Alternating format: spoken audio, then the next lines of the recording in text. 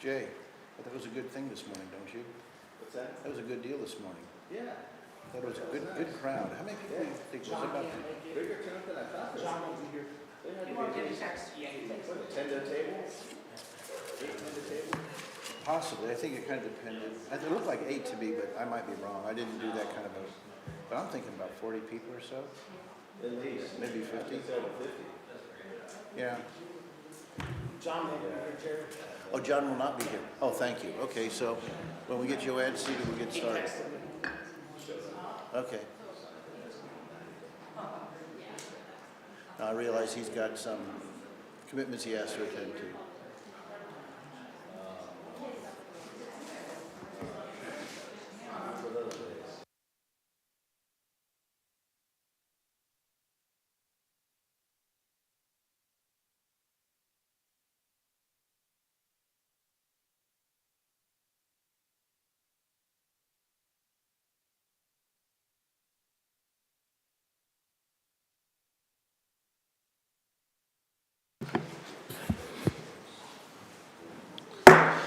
I'd like to call this meeting of the Clay County Commission to order. This is to work on, this is our budget workshop meeting, so not necessarily go through all the general things we do on our preparation for a regular meeting. So with that, I will turn it over to the administrator for her presentation. When you're prepared, please go right ahead. Good morning, and thank you for being here. This is the third budget workshop for the proposed 2024 budget. Today, we're going to do a little bit of follow-up from last week's meeting that we had. There was some questions and proposal presented, requested of staff, so we'll touch base on that. Then we'll do just a brief overview of the reassessment fund, and our county assessor is here to also answer any questions you may have about his budget. We'll do the road and bridge fund. We'll do a fund overview. We'll also talk about the highway and bridge capital use tax fund overview. We'll hit some budget highlights.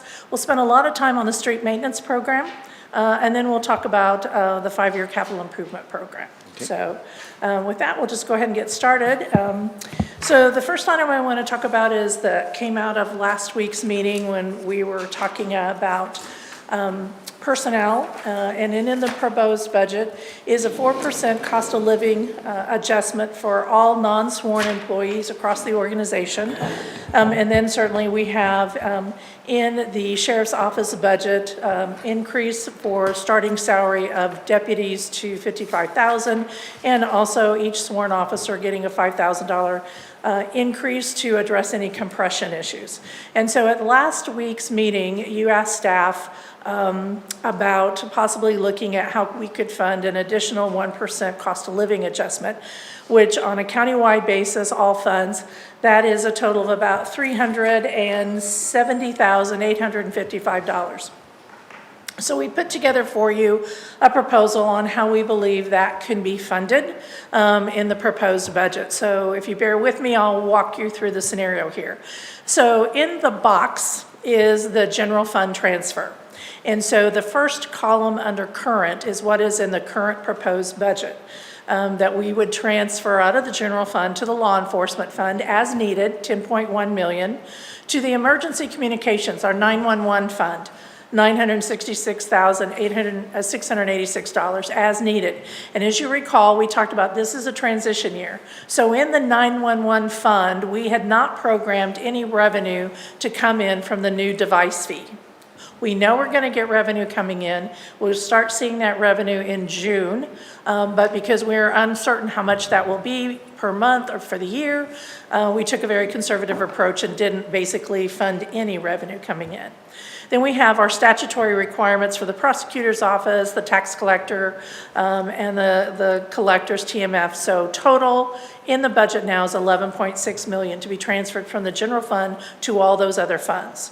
So what we're proposing to do is to increase the law enforcement fund transfer as needed from 10.1 to 10.2, that second column. And that adjustment is to take care of the additional 1% for non-sworn personnel in the sheriff's office. In the emergency communications fund, we're recommending to reduce that transfer as needed from the 966 to the 621, which is a negative reduction of $344,893. All the statutory transfers would continue. We would recommend as needed to the Road and Bridge Fund of transferring $52,278, which is that additional 1%. And the Park Fund, again, as needed to fund that 1% of $24,995. So in essence, we're reducing the general fund expenditure, the general fund transfer, by $210,766, which is the amount needed for a 1% increase for all the employees in the general fund. So you see down below the box then what that looks like. The general fund personnel would go up 210. The reassessment personnel would go up 23,400. That fund can handle that. The park sales tax would go up 2,560 for our trail maintenance crews. That fund can handle that. And then you see the park fund and the law enforcement funds would go up, and they would be going up because, again, the transfer from the general fund would handle that. And we would increase the 911 revenue for the device fee revenue in the amount of $344,893, which we're very comfortable. In 6 months, we anticipate receiving that amount of money, if not more, which we would anticipate it to be more. But in essence, trying to be conservative in the budget approach, we believe this is the way that we can accommodate the request of the commission to look at an additional 1% for personnel. So with that, I'll stop and answer any questions you may have about this proposal. If it is something that the commission supports, we'd like to have sort of a consensus on that today, because behind the scenes, Benjamin and Victor and Kathy will have a lot of numbers to change around in our actual budget documents before we get to you in January for the final adoption. So happy to answer any questions. Commissioner Wagner. Thank you. I guess my question, Diana, is as far as the ongoing obligation, because obviously if we do this, this creates a new base for next year. Obviously this year, about half of this is covered by the 911 fund. Is it an assumption, or do we make the assumption that as far as continuing and paying for this new base in subsequent years, that savings from the 911 is probably the primary way we cover that raise going forward? Correct. As Commission may recall, the general fund so step back. 911 has historically been a small amount of money coming in for the landline fee. Then we've had a dedicated amount that's always been transferred from the general sales tax. And then the general fund has also always subsidized to make up the difference. So in essence, about almost $1 million a year of general sales tax has been tied up with 911 that we will not need going forward. Right. So yes, we do believe that we have a sustainable revenue stream to handle not only this, but also the other 4% that we're proposing for the staff. So, and I asked the question because I'm looking at us structurally going forward, as well as the depletion of our reserve over time. And so I guess what I want to make sure is that we're not inviting an acceleration of that, because it's already an issue. Right. So if what we're saying is we believe 911 will cover us to keep that base steady, for lack of a better term, I guess that's what I want to make sure that we are at, so. Right. Yeah. Yeah. And that was, as we said, the way we were going with 911 with the increased costs and being subsidized by the general sales tax, that was basically causing us concern about how do we move forward just in operating costs and personnel costs. Right. Now with that does allow and give us sort of the breathing room in the general operations to utilize those funds in a different way. Got it. Thank you. Thank you. Commissioner Johnson. Thank you, sir. I think this is great. I love this, this idea. It makes sense to me financially, long-term, which was the concern. Just to confirm this, so this would make a combined 5% COLA adjustment for our employees beginning in the beginning of the year, January? The whole Yes, five this in the is for a beginning? full year. Okay, Yeah. perfect. I like it. Thank you. Commissioner Lawson. Okay, thank you. That's great.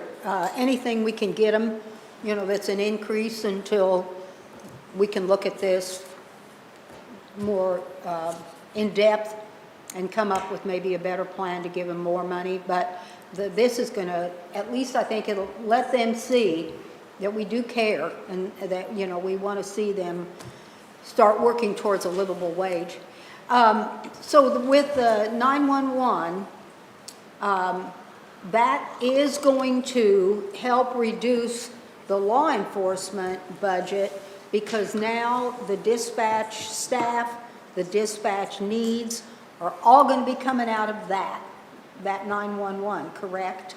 Correct. Okay. And, yeah, so that'll help us with that, on that side of it. But I'm tickled to death. Thank you a million. I think this is good. And if I could interject on that. So the current costs right now for our dispatch budget for the staffing and training and is roughly around $900,000 a year. Whoa.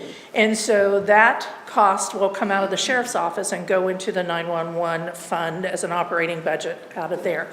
So that also helps in the sheriff's office. Yeah. Now, as you heard from the sheriff last week, you know, he has some plans, he has some staffing needs, which we did not fund any additional staff for him this year.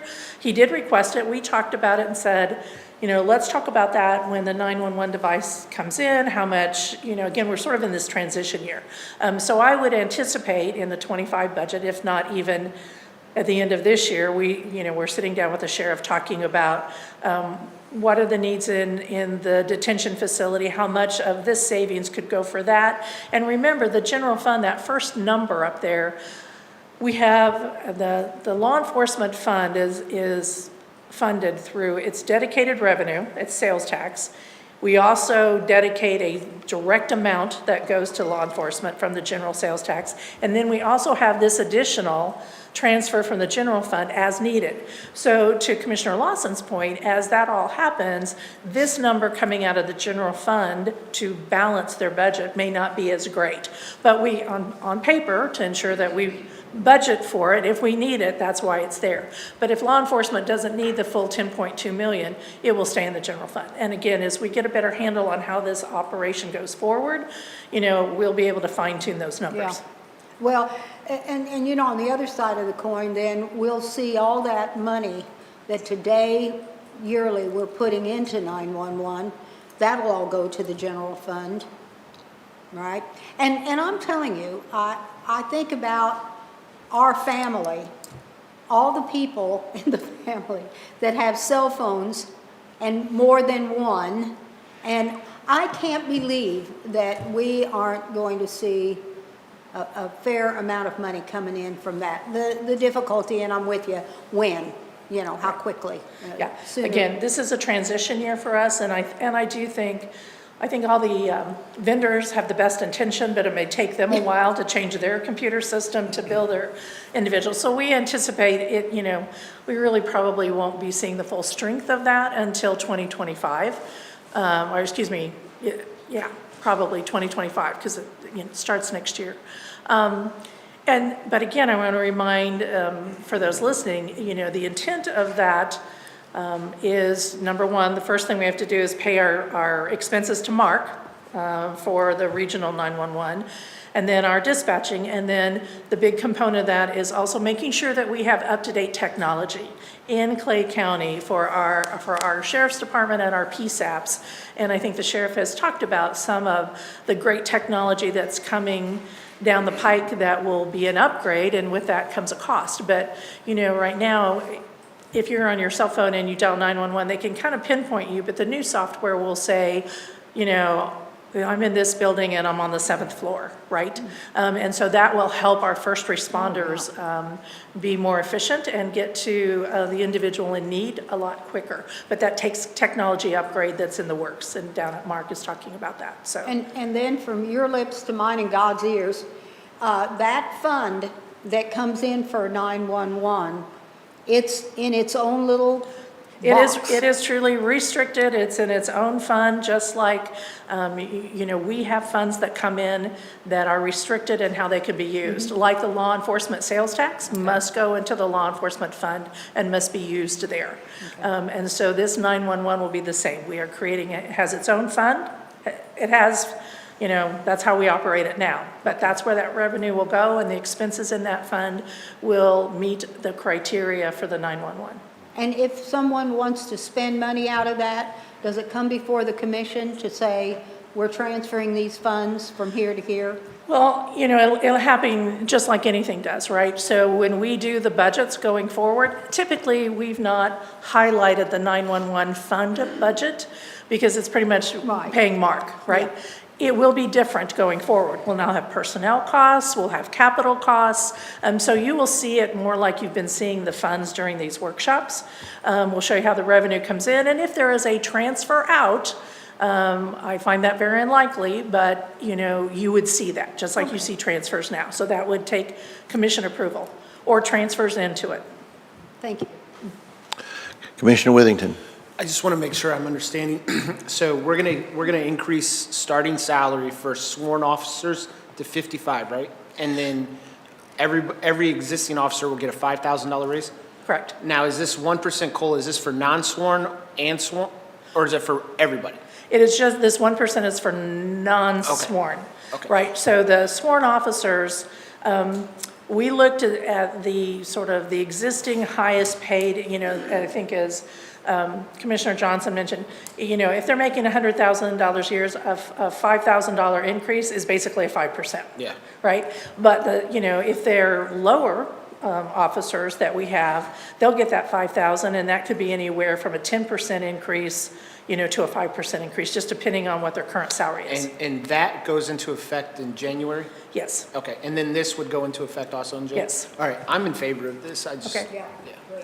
All right, thank you very much. And so we have our marching orders, and so we'll make some changes, and when we come back to you in January, sort of with the final overview of every change from our workshops, then this will be incorporated into that. So thank you very much. So we'll start then talking about the assessor's office. So this is the organizational chart for the assessor's office. They have 33 full-time employees, so roughly about 6% of county employees are in the assessor's office. As we've discussed in the past, historically, GIS has actually lived in the assessor's office, with then highway having a GIS position and planning and had a GIS position.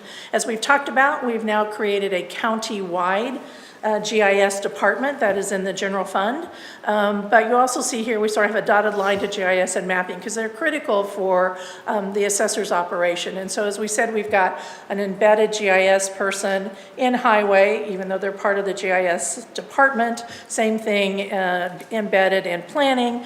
The assessor's office will also have, specialized GIS team that works with them to meet their needs. So as we look at the budget for the reassessment fund, what you see here is compared the 23 adopted budget to the proposed 2024 budget. And so this is probably the only fund or department where we're actually seeing a reduction. And that's driven because we have pulled out those GIS expenditures out of their personnel and also out of their commodities. So about I want to say about almost $690,000 has been pulled out of their budget to move into those expenses into the new GIS department. Now, they've also certainly seen some increase in some of their operating costs. So you kind of see here, there's still, though, it's a net reduction. Their operating costs are down, and that's because of personnel and the changes of the GIS. And then we're also, increasing what we believe will be into their reserves by the end of next year. So as we look at their budget, you see their funding sources. So the majority of their revenue comes from basically statutory on how we receive the funding to operate the assessor's office. Almost 69% comes from those fees. They have some small retail sales. They sell some maps. People will approach them about GIS. Their funds do earn interest. All our funds we keep track of separately, and so those investments, when they earn interest, goes back proportionally to those funds. There's some reimbursements, there's some miscellaneous, and then, of course, there are reserves of 23% of the funding source available for $4.5 million. On the expenditure side, the largest category, which makes sense, is personnel. It takes a lot of individuals to do the work that they do. 19% is then contractual. Now, you'll see transfers is new, 8% transfer out of reassessment into the general fund for their portion of operating the GIS department. The reserves are 5%, capital is 3%, and then commodities are 1%. The transfer out of the assessor's office to the general fund for the GIS department is $347,000 is their share of the cost of the entire GIS department. I'm actually now going to turn it over to Tracy Baldwin, who's here to talk about the office's accomplishments, their goals for 2024, and certainly then answer any questions that you may have of him, of his budget, or whatever you want to ask him. Good morning, Tracy Baldwin, Clay County Assessor. Some of our accomplishments for 2023 was the GIS expanded layers. An example of that was a TIF map that we've put on the internet for taxpayers to look up, or our taxing entities to make sure those TIF layers look correct. This has also helped with the auditor. I had requested some different types of maps for the GIS. We also added new online service, which we had an online service in the past. The developer that created it's no longer with the county, and we've had to add a new one. It was a little rocky in the beginning, but we've got it back on track, and we've actually added some new features to it this year, which will help taxpayers even more, which one of the features is they can look up their values of their vehicles right there online. Another one, I relocated our business personal property department, which was at the annex, I think pretty much from the beginning. They've been at the annex. I had seen the need, so many people coming into this building asking about the business department, and there's a lot of communication that our business personal property can get from our commercial department, so it made sense to bring them into this building so we could get better communication and services from that. My most favorite one would be the next, is I feel that we were more accurate with our assessments than neighboring counties. And then we've also, with that, stayed in compliance with the state guidelines. As most of you know, we had more increased notices than ever in history of Clay County this year. Pretty much every parcel in Clay County had an increase in value, and I feel that we had very accurate assessments, low numbers of appeals this year. We've also added 2 positions in real estate. For our field people that go out day to day in the field, more legislation, the growth of the county has required, more staff on the ground. We have a total of 6 right now. We'll be adding a 7th for residential. We probably will need, but I commend my staff for doing a great job in getting the things done that they've had to do. And then we've also added the legal position, which has been very instrumental, as we've seen with the SB 190 ordinance, the attorney.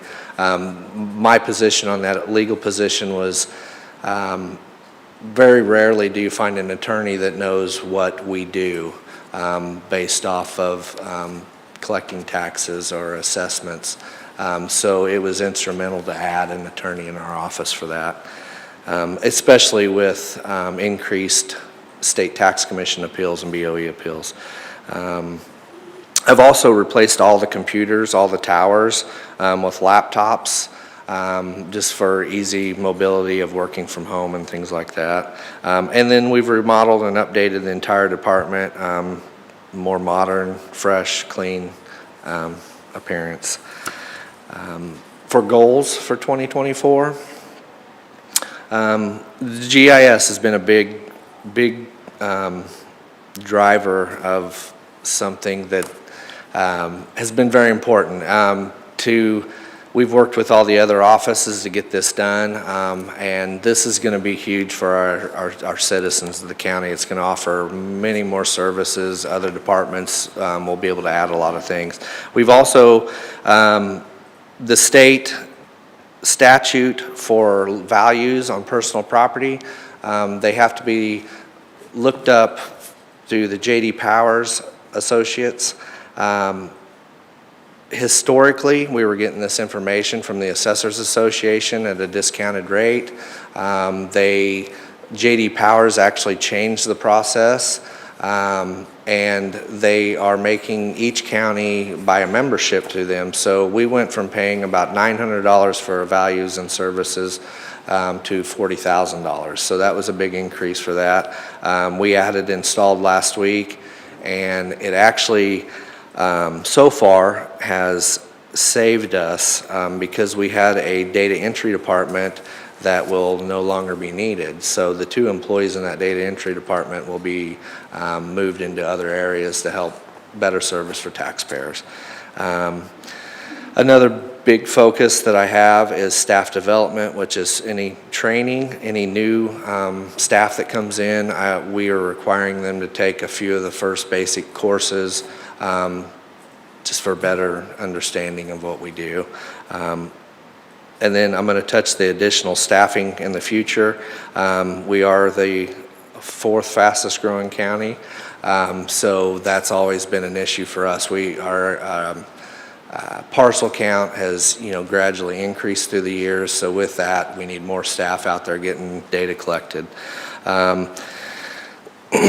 The annex building improvement is still developing. We hope that will be a big improvement in the following years with hopefully a new building, and we'll be able to provide better service for the annex location.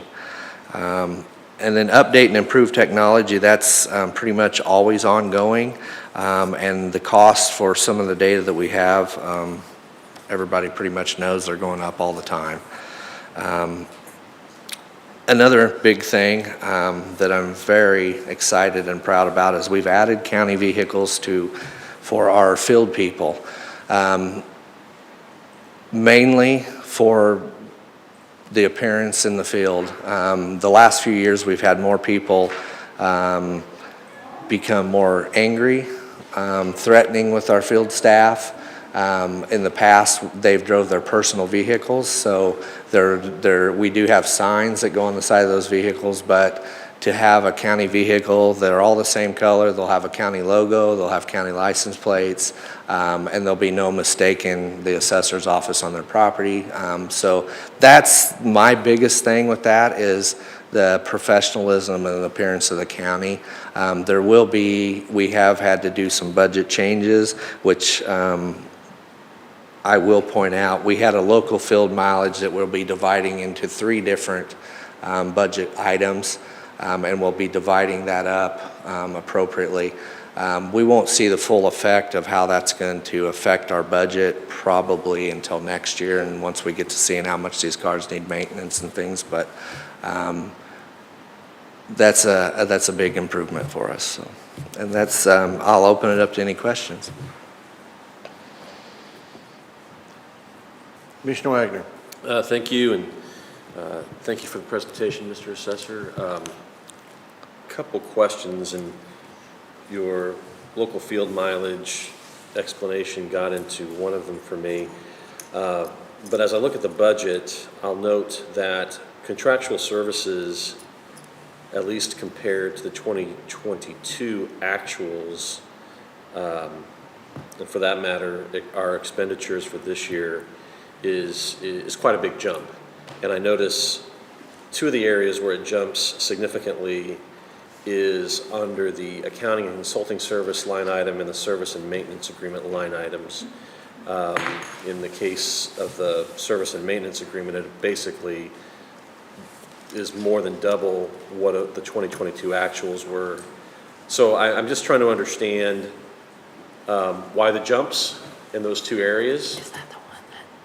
And if those are one-time jumps, if those are reflective of an ongoing trend, because they kind of jump out at me as far as the differences year over year. The reason for that being is the maintenance agreement that we have with our CAMA system was currently being paid by the collector's office. Part of the agreement with the GIS department and the savings from that, we'll be paying that bill going forward. Okay. And that was based off the previous assessor and previous collector's agreement of the software at the time that just didn't work out, and the collector's staff was paying that portion of it, so we will be picking up that, so that why, and J.D. Powers was also part of that Yeah, I was increase as wondering well. if that- Yeah, okay. So essentially, the dollars are the same, we're just, J.D. Power aside for a moment, but we're just moving from one department to the other. Right, and I'm, a lot of history, as, There's so much history in this county, yeah. as Tracy mentioned with prior, and so, but it really is, the cost really is associated with running the assessor's office for part of that software. But they were in a position the last couple of years that they really couldn't absorb that cost. And so the collector, so we had the collector continue to pay that, but now we've been able to sort of right size as we've moved GIS out, because in fairness, the assessor's office had pretty much the bulk of GIS and they were paying for it, yet we were wanting to use it, and sometimes we're using it in other departments. So we basically, by creating the GIS department on a countywide basis, then that freed up the funds that he could then basically absorb the cost for that software. Gotcha, and so then we would then, if I were to look at the collector's budget, I would see a corresponding decrease to match the increase over here. Right, for that particular, I'm not gonna tell you their budget didn't go up for other reasons, Right, but right, yes, right. that is, so we're not paying it twice in the budget. Yeah, okay, Right. very good, thank you very much, thank you. Commissioner Johnson. Thank you, sir. A couple questions. First one, actually, maybe you can answer this, Dana. So the budget essentially is going down this year, his office, but are the COLAs included in that, or is that another part of the budget? No, the COLA is included in his Oh, it is? budget. And it's still But not. remember, we pulled out the entire GIS department Okay. out of his budget. So I can't remember how many positions, 6 or 7 positions. Okay. So the personnel line item, even though the COLA is in for his employees, Yeah. you know, we reduced the personnel cost because the salaries went over. Okay. What COLAs are in that? Is it still the 4% COLA for that one? Yeah, everybody right now that you will see these numbers are 4% only. Right, okay, perfect. Tracy, a couple questions for you. You talk about having goals for last year, having, or successes, more accurate assessments. I don't mean to put you on the spot on this, but if you can, talk at all about how assessments are done and how come some counties are getting so much heat and some are not over the assessments? I don't know the process about assessments, so. I think the biggest thing is the software and the CAMA system. We have a CAMA system, and then something that we should all be proud of in Clay County is our CAMA system that does our work for our real estate is the county's data. A lot of the different counties, Tyler Technology is a well-known one from Jackson County. They're a company that basically owns that data, and they can massage the data the way they want to. And the assessment office has less control over that. Ours is a little unique from some of the others that we put the data in, we massage the data, we put the data back out. Some of the other counties don't have that in the software system that they have. That's probably the biggest instrument. But also the staff that I have are very educated. I do have appraisers on the staff. We have lots of different resources to get our data.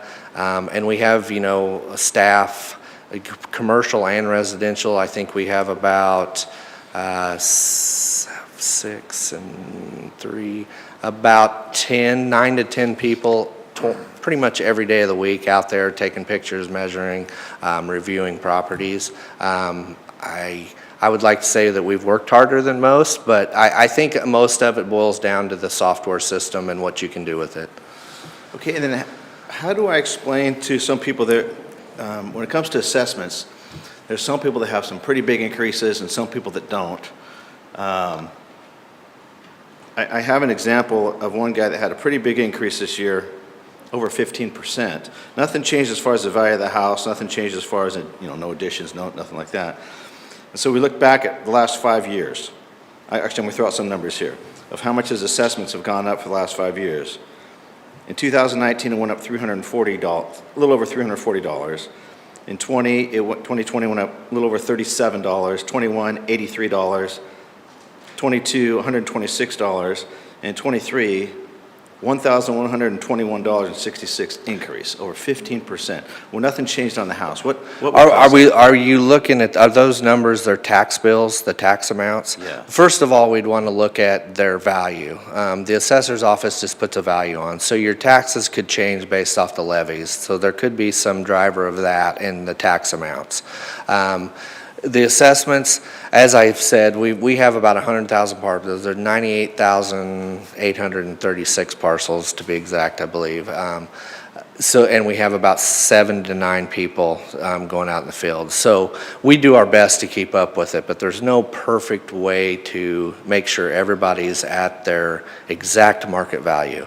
We do very good. So we do mass appraisal. So typically, the mass appraisal is you're taking a large group of houses and comparing them as one. We break them down into neighborhoods or areas. So some areas of the county just don't sell as good as the others. So the depreciation or the percentages that you bring up, nobody should ever have the same amount of increase as the next because nobody's house is exactly the same. So it's based off sales, and a lot of the times it's based off of when we get this information. So when we get these sales, when we're looking at 2023 values, we're actually looking at 21 and 22's sales to get the data for 2023.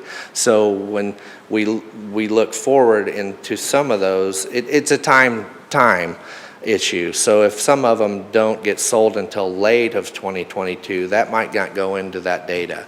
Or there could be just some that we have missed or overlooked for years that got caught up. There is no statutorily set amount that we can increase. Now, there is new legislation that you can't go up over 15% unless we've been on the property to inspect it recently. We worked very hard last year, and I think that shows in how many appeals that we had to get out there and get that done. We went through the majority of them that were going over the 15%, and that's the ones that we hit really hard. But I would say most people in the county probably went up between 20 to 30% this year on average. And that's just because of the market we've seen. There's a lot that goes into the assessment process, and there's not a 100% perfect way to do it with what we have. So if the assessed value of this house went up by over 15%, you say it would have been inspected, or? Yes. Now, the statute, it does say that. The new legislation, we cannot raise a property over 15% unless we've been there on the property. And if we haven't, they can request a inspection. And when you say beyond the property, actually go in the house, look at the house? No. Now, they can request an interior inspection from us at that time. And we do send this information out when we send out our change of value notice. Yeah. But they can request it. If it goes up over the 15% and they don't feel that it's right, they can call in and request an interior inspection at that time. But you're saying if it did go up over 15%, they didn't call a request, but somebody from your office had been out there? Yep. On the outside, probably? Yep. Just looking. Yep. We don't go inside unless we're, Right. invited inside. And then, so if this house was, the assessment of this house, assessed value went up over 15%, shouldn't the houses next door and close in the area have a similar increase in value? Unless they were already at the correct value. So again, and the sales data gives us a lot of information.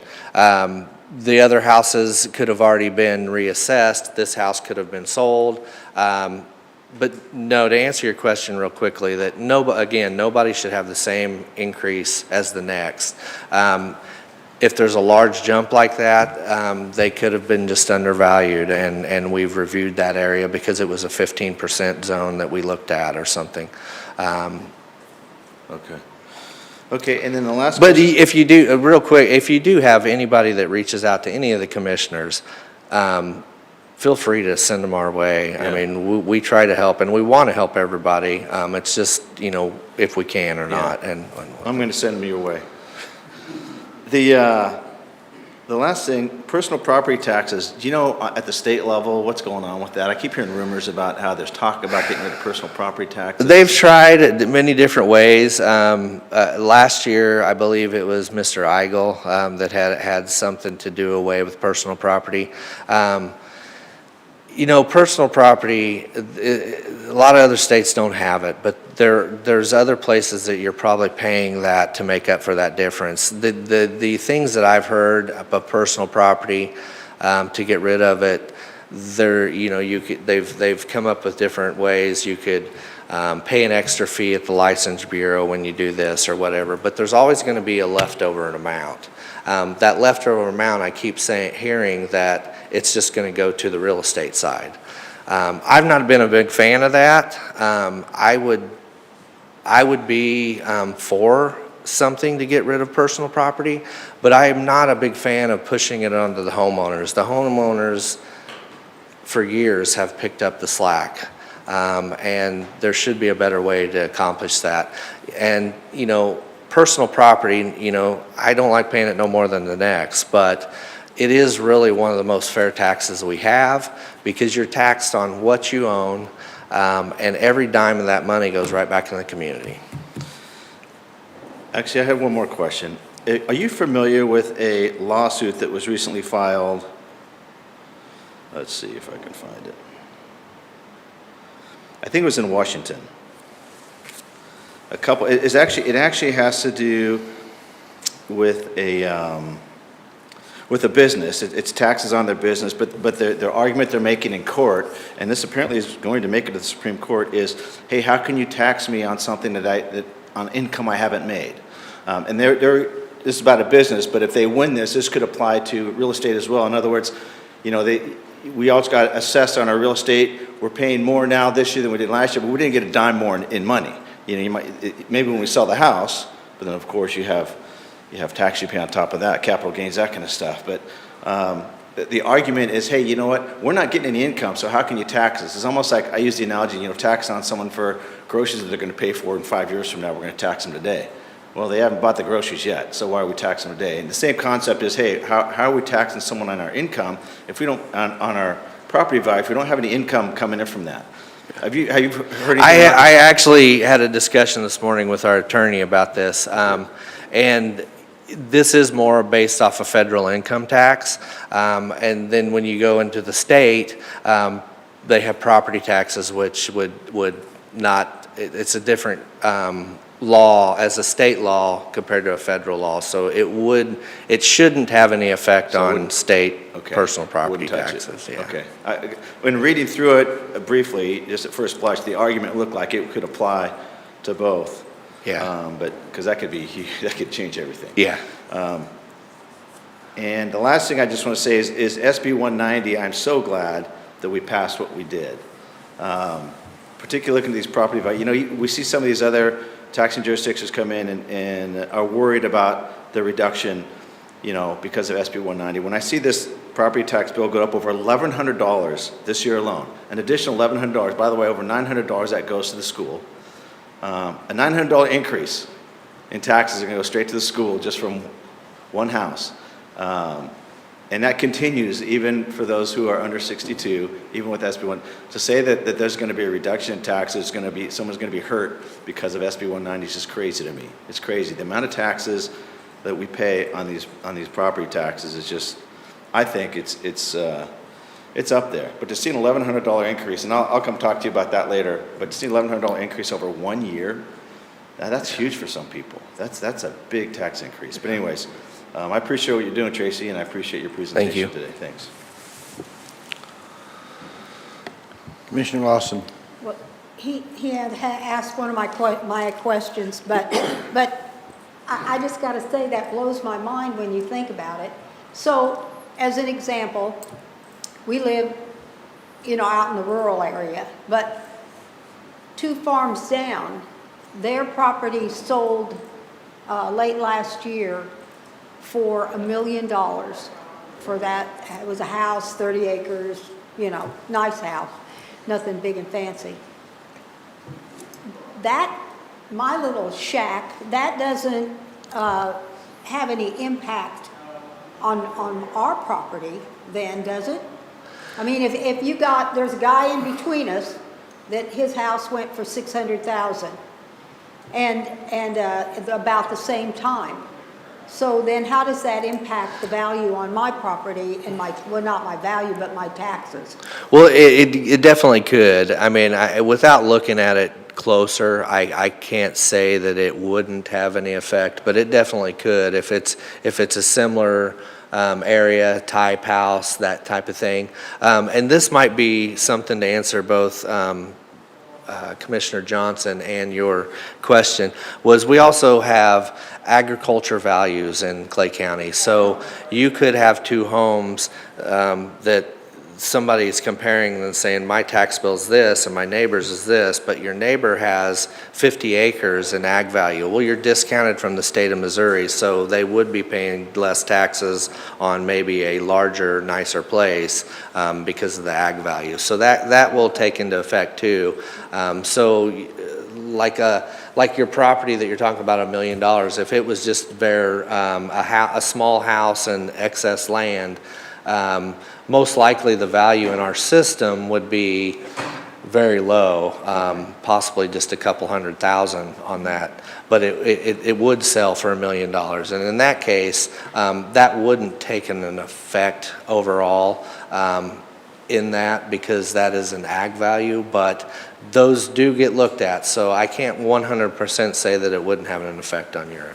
So if you had a neighborhood and everybody lived there for 30 years or whatever, one person decides to leave, they put their house on the market. When they bought the house, it was $150,000. Today it goes for $500,000. So once that house is sold for $500,000, how does that impact the rest of It definitely would. So say every one of the commissioners here lived in a cul-de-sac, fairly similar houses, similar lots. You bought yours for $150,000 10 years ago, and today it's worth $500,000. You sell it today for $500,000, it would definitely have an effect on everyone else. Wow. And that's the market. That's what we're tasked to do through the state. Follow the market value. Wow, yeah. But real quickly, to all these questions, we do offer appeal processes. The informal appeals that we offer starting in April, that is a courtesy of the Assessor's Department. Statutorily, we are not required to hold informal appeals, but I've felt that it is one of the most important things we do for the taxpayers, because our informal appeals, they call in. We've actually started doing them the last few years all over the phone, so they can call in, they set up an appointment, one of our appraisers will call them, talk to them. But we've found that a good percentage of the people get their problem solved through that appeal process. And then they can go to the Board of Equalization. But, it goes back to, again, we can only do what we're statutorily required. And back to the SB 190, I've handled appeals in the assessor staff for close to 15 years. So when SB 190 came, I was 100% on board with that, because I sat down face to face for many years with senior citizens that honestly could not afford their $70,000 house. And it's heart-wrenching knowing that I could not help them because they were in the range of value. So I was excited about the SB 190, and that was huge. But there's many cases of those. But informal appeals are very important. Anyone that has a question about their value, even if, we like people to understand what their value is when they come in to talk to us, but any question, there's no dumb question. Please call us in April. those appeals start, and then there is 3 different steps of appeals, so they will be heard to those processes. It's not always what they want to hear, but we want to help as much as we can. It's just what we can do with those, so. Well, thank you very much. And for anybody that ever comes in the morning and they're hungry, he always has something to eat in his office. Thank you for that service. Yeah. You're going to be very popular. Before I go to Commissioner Wagner for his question, you'd raised the issue, and if you could give us just a very quick thumbnail of what the process is for a citizen to appeal their property taxes. There are a couple of different steps, and if you could just give us, just each one of those steps and the general timeline, so that I don't think that's the kind of information we can put out too much. I think citizens need to be aware of that. So if you could just give us a broad outline of Sure. what steps a citizen can take if they would like to appeal. Well, I don't have my timeline here, so don't quote me on some of these timelines, but in March, we typically send out our change of value increases. 24 is a non-reassessment year, so those increased notices will be slim. Your property cannot change in a non-reassessment year unless there was new construction. So we'll send out increased notices in March. April, we'll start they can call in and start setting appointments for the informal hearings. They run for they were shortened with the charter government change. They run for approximately a month, and then they can appeal to the Board of Equalization, and they start, Megan might be able to answer that question. June, it's late June, I believe, and then the deadline for the BOE goes until, I believe, August, the beginning of August, or right before the beginning of August. Yeah, it's right about that point, yeah. And that's where, bills go out in December, and we're getting a lot of calls right now of increases, things like that. And, one of the hardest things is to tell there's nothing I can do about the value. You've missed the deadline to appeal. Make sure you can sign up. We have actually found quite a few, well, I shouldn't say quite a few, a handful that there were errors or corrections that we've made, and we've been doing. That's a continual thing, that we have stipulations. A homeowner will bring in and question something, and we found a mistake, so we will change those values. But after the BOE deadline, the assessor's office cannot change a value. If we do, we have to do a stipulation that goes to the clerk's office. The BOE will have to sign off on that. And then if they're not happy with the BOE, they can go straight to the State Tax Commission. But the catch to the State Tax Commission, typically you have to have a board to sign up for a State Tax Commission appeal. You would have to attend a Board of Equalization appeal. But there are some areas to where you purchased it after the BOE deadline, you could still appeal to the state. But you can reach out to the State Tax Commission to file late appeals, and they do sometimes let late appeals in, just depending on the circumstance. And those just run based off of how many there are. I think currently, I looked yesterday, and I think we have about 30 State Tax Commission appeals this year. Yeah, I just wanted to make sure that, once again, that citizens are aware that there are multiple opportunities to appeal if they feel that their property taxes do not. Every single April, starting in April, that's a good date for the taxpayers to remember is April, we start doing informal appeals, and they can come in or talk to us, and we'll look at their values. No, that's great. By the way, I also appreciate the fact that our property tax process, your office in particular, does not seem to make the news as much as some of our neighboring counties, which we certainly appreciate. Just the fact that I think it reflects what is a very well-run office, and we certainly appreciate what you and your staff are doing to make sure that that citizens are taxed at the appropriate levels, and that when they have a concern or a disagreement, they have the opportunity to come in and get a fair and honest hearing of what their reservations are about what they were assessed as far as the tax Yeah. goes. Thank you. Any further questions or comments? Seeing none. Just a few more things on the reassessment fund. So again, this document you're familiar in seeing, we've done it on all the other funds, to kind of give an understanding of the impact on fund balance. And so you see in 2024, the beginning estimated fund balance for the reassessment fund is $1,055,351. You see our operating revenues by category there for a total of $3.4 million. And then you see the budgeted operating expenditures of 4.2. So expenditures from a budget standpoint exceed operating revenues that are budgeted by about $800,000, and so that would reduce projected fund balance to be $252,000, which is 6% of expenditures. But as we've talked about, we really try to look at trend analysis. And so beginning balance doesn't change, operating revenue doesn't change, but when we look at actual expenditures and historically on expenditures, you see that we're looking at closer to $3.5 million in expenditures, which then has expenditures over operating revenues of about $32,000. So that would reduce the fund balance to $1,022,000, which is again 29% of expenditures. So we have started running some detailed reports as requested by Commissioner Wagner to really kind of dig into the issue of the vacancies and the vacancy savings and how does that come into play. I have some numbers by departments that are historical.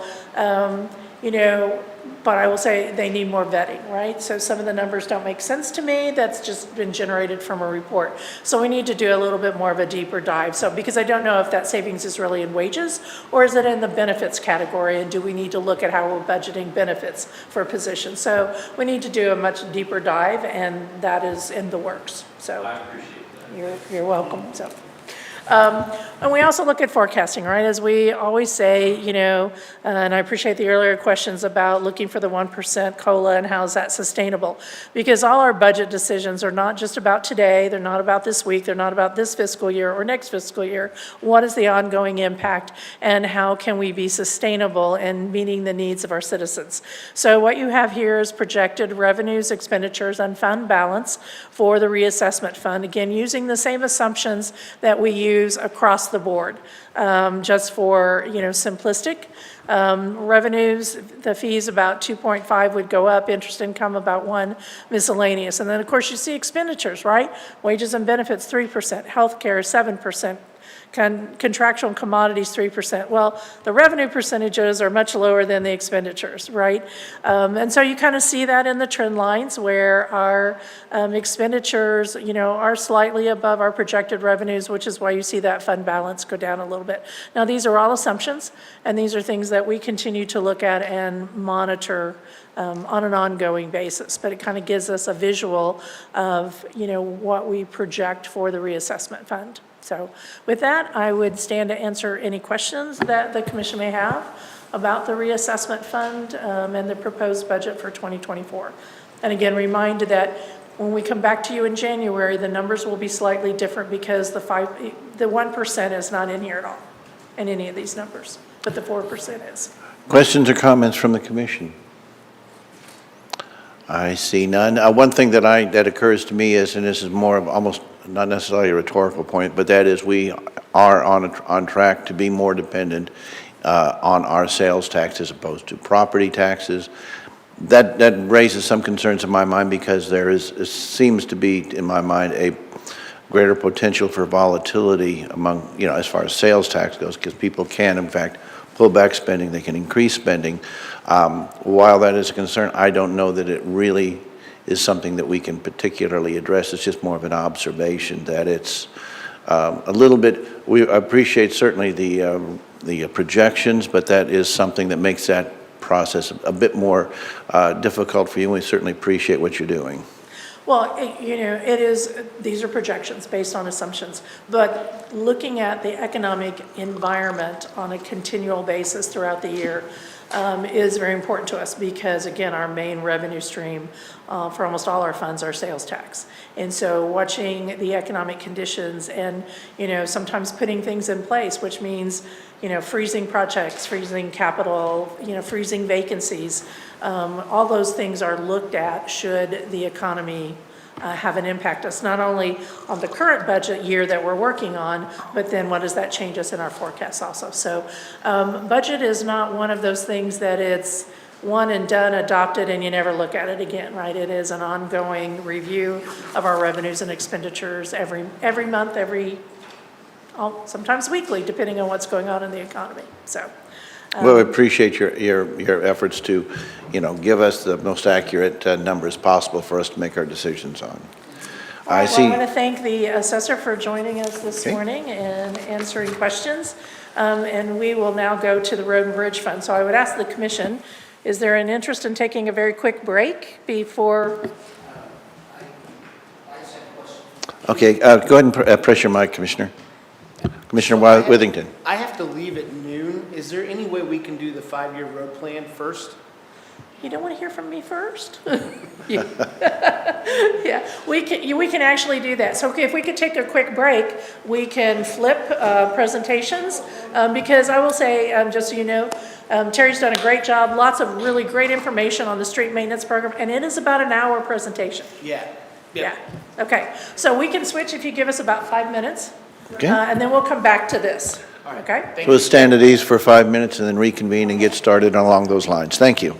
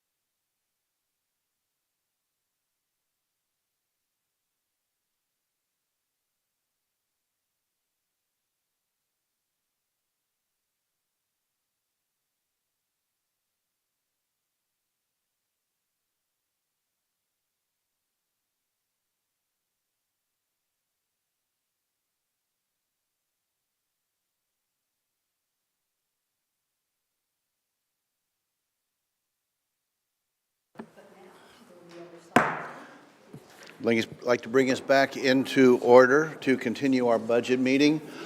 We will now pick up where we left off, which is Highway Department, so please proceed. Thank you.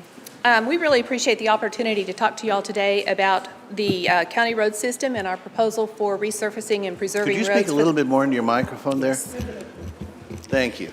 Okay. We really appreciate the opportunity to be here today to talk to you today about the 5-year plan for resurfacing and preservation of the county roads. And of course, our goal is to provide a pleasant and safe driving experience for all of our county residents and visitors to the county, and to update our processes on a regular basis to make sure that we're using innovative techniques and processes that provide the best value for what we have to do. So the Highway Department, as you know, is responsible to maintain, repair, replace, improve roadways and associated infrastructure throughout the county. We have, there are 2 ways of measuring how many miles of roadway that we do. One way is to talk about linear miles or centerline miles, and that's when you drive down the road for 1 mile, you've driven 1 mile, that's a linear mile or a centerline mile.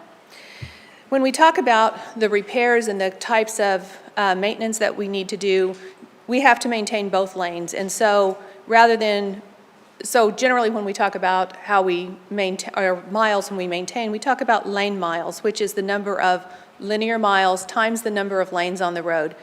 For the unincorporated county roads, it's relatively easy to calculate that because all of our roads are 2-lane roads. So we have 380 linear miles times 2 lanes, which comes to about 760 lane miles. And that's the numbers that you see on the screen and that we'll be using throughout the presentation today. You can see that our roads are divided into different categories based on the type of surface that they are. Chip seal is about 47% or almost half of the road surfaces that we have. Asphalt is close behind with about 32%. And then, of course, we have fewer roads that are microsurfaced or gravel roads, and just barely have 1 road that is a concrete surface. Looking at that, you can see the asphalt, chip seal, and micro seal are all paved surfaces. So that's about 90% of our roadways are paved surfaces. Only a small percentage are not paved. Each type of surface has a different maintenance need and certainly a different life expectancy. And we'll be talking about those differences in the different types of surfaces as we go through this presentation today. It also makes a difference whether the street is a through street that has fairly heavy traffic or whether it's in a subdivision with residential or primarily just passenger vehicle traffic. The Highway Department is responsible for more than just resurfacing roads, however. We have a lot of maintenance tasks, which are routine tasks that we do. It includes things like filling potholes, mowing right-of-ways, cleaning out ditches, cutting brush, replacing culverts, either box culverts or culvert pipes that are under the road. We also do bridge repair and replacement, and of course, all the signs that you see are also our responsibility. Additionally, in addition to our operations staff that is in the field, we also have shop maintenance that is done. We're responsible for the preventive maintenance and repair of all the departmental vehicles and equipment, and we also do equipment repairs and preventive maintenance, oil changes and such for several other of the administrative departments. Our shop staff is also responsible for ordering and maintaining an inventory of parts that are needed, as well as maintaining the fuel system that is used by the Highway Department, Sheriff's Department, IT, Planning and Zoning, the Assessor, Airport, basically all the county offices at one time or another use that. Our administrative staff is responsible for tracking, using our asset management tracking system to track all of the work that we do on the roads as well as on the equipment that we maintain for our department as well as for others. We have a GIS tech who does all of our GIS mapping for us right now and who is being integrated into the proposed GIS department in the coming year. We also track all of the contracts that we have for contractors, engineers, term and supply bids, leased equipment and so forth within the department and do accounts payable and website maintenance as well. We have this year started an internal highway safety committee, And they have regular safety and training classes that are specific to highway job requirements and needs. It's a peer-to-peer committee. There's no management on it. They make suggestions. And in the last year, we've done some updates to the hydraulic hose room, which has terrible fumes when they make hydraulic hoses for the equipment. So we've done some improvement on that to eliminate that really unpleasant scent. We've added radios to equipment that did not have two-way radios so that we can communicate better while we're on field. And we've done some other things that have improved the safety and well-being of our employees. As we get into talking about the roads themselves, we can talk first about gravel roads. We have about 71 lane miles of gravel roads. Gravel roads have very long been a staple of rural county or rural America roadways. They stand up to the kind of traffic that is typical in rural areas, that is the farm traffic, the heavy farm equipment and so forth that is on the roads. The primary maintenance need is to use a motor grader to pull the gravel that is pushed aside by traffic back into the center of the road. We add gravel annually, several times annually as needed. After heavy storms, the roads need to be rebladed to pull out any damage that's occurred to the roads. One of the advantages that we have to the gravel roads is that in areas that are particularly flood prone, the gravel roads are easier and faster to repair after a heavy storm than some of the other surface types might be. Our 4-year average is that we spend about $2,000 per lane mile for gravel road maintenance. It's a fairly inexpensive surface to maintain.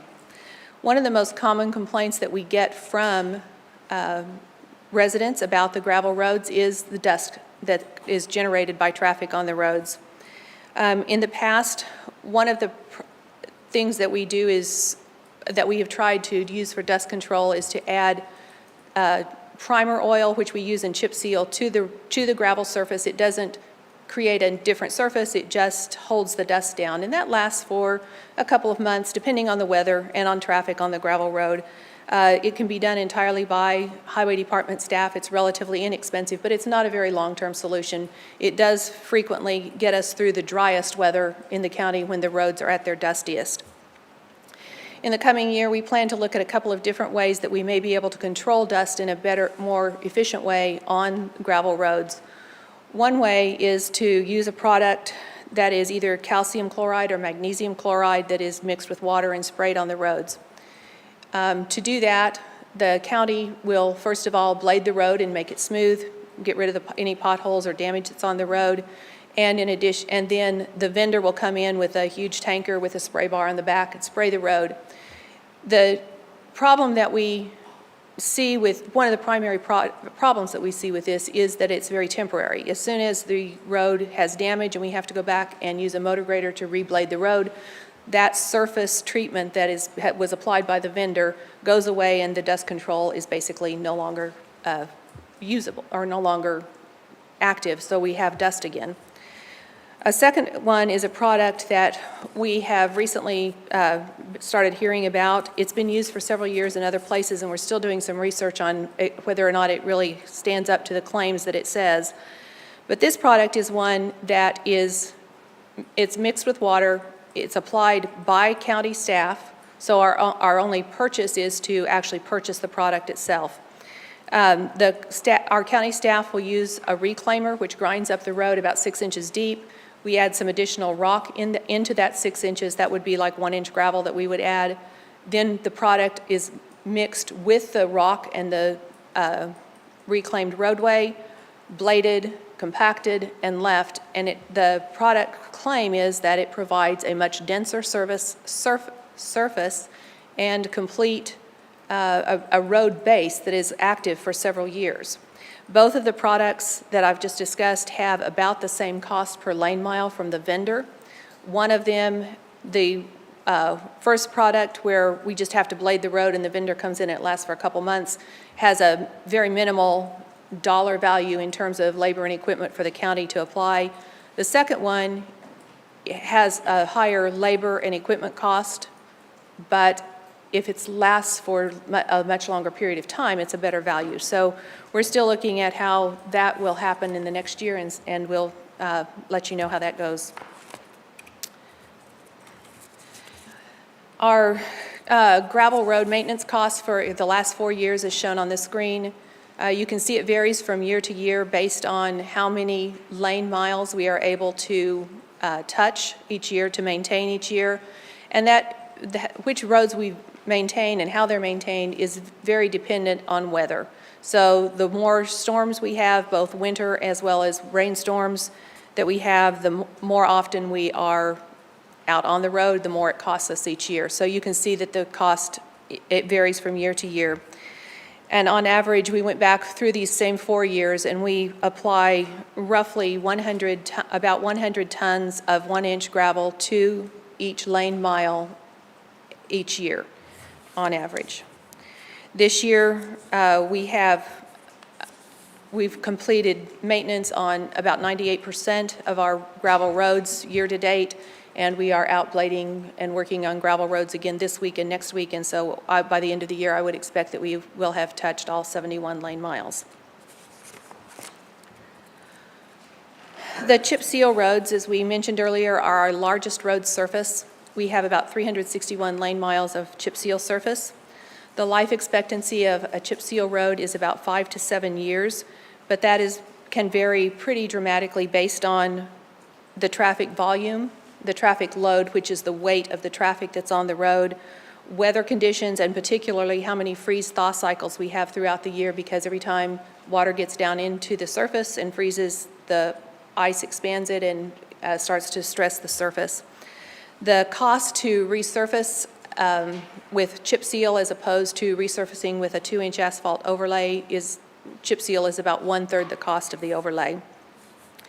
It's important to remember that both chip seal and asphalt are considered flexible surfaces, even though they appear to be hard.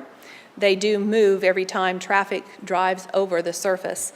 So heavy weight traffic or high volume traffic can start to stress the road surface. And with chip seal, because it is a thin surface, not the 2 or 3 inches or more that you would have with an asphalt surface, the chip seal surface stresses sooner than an asphalt surface would.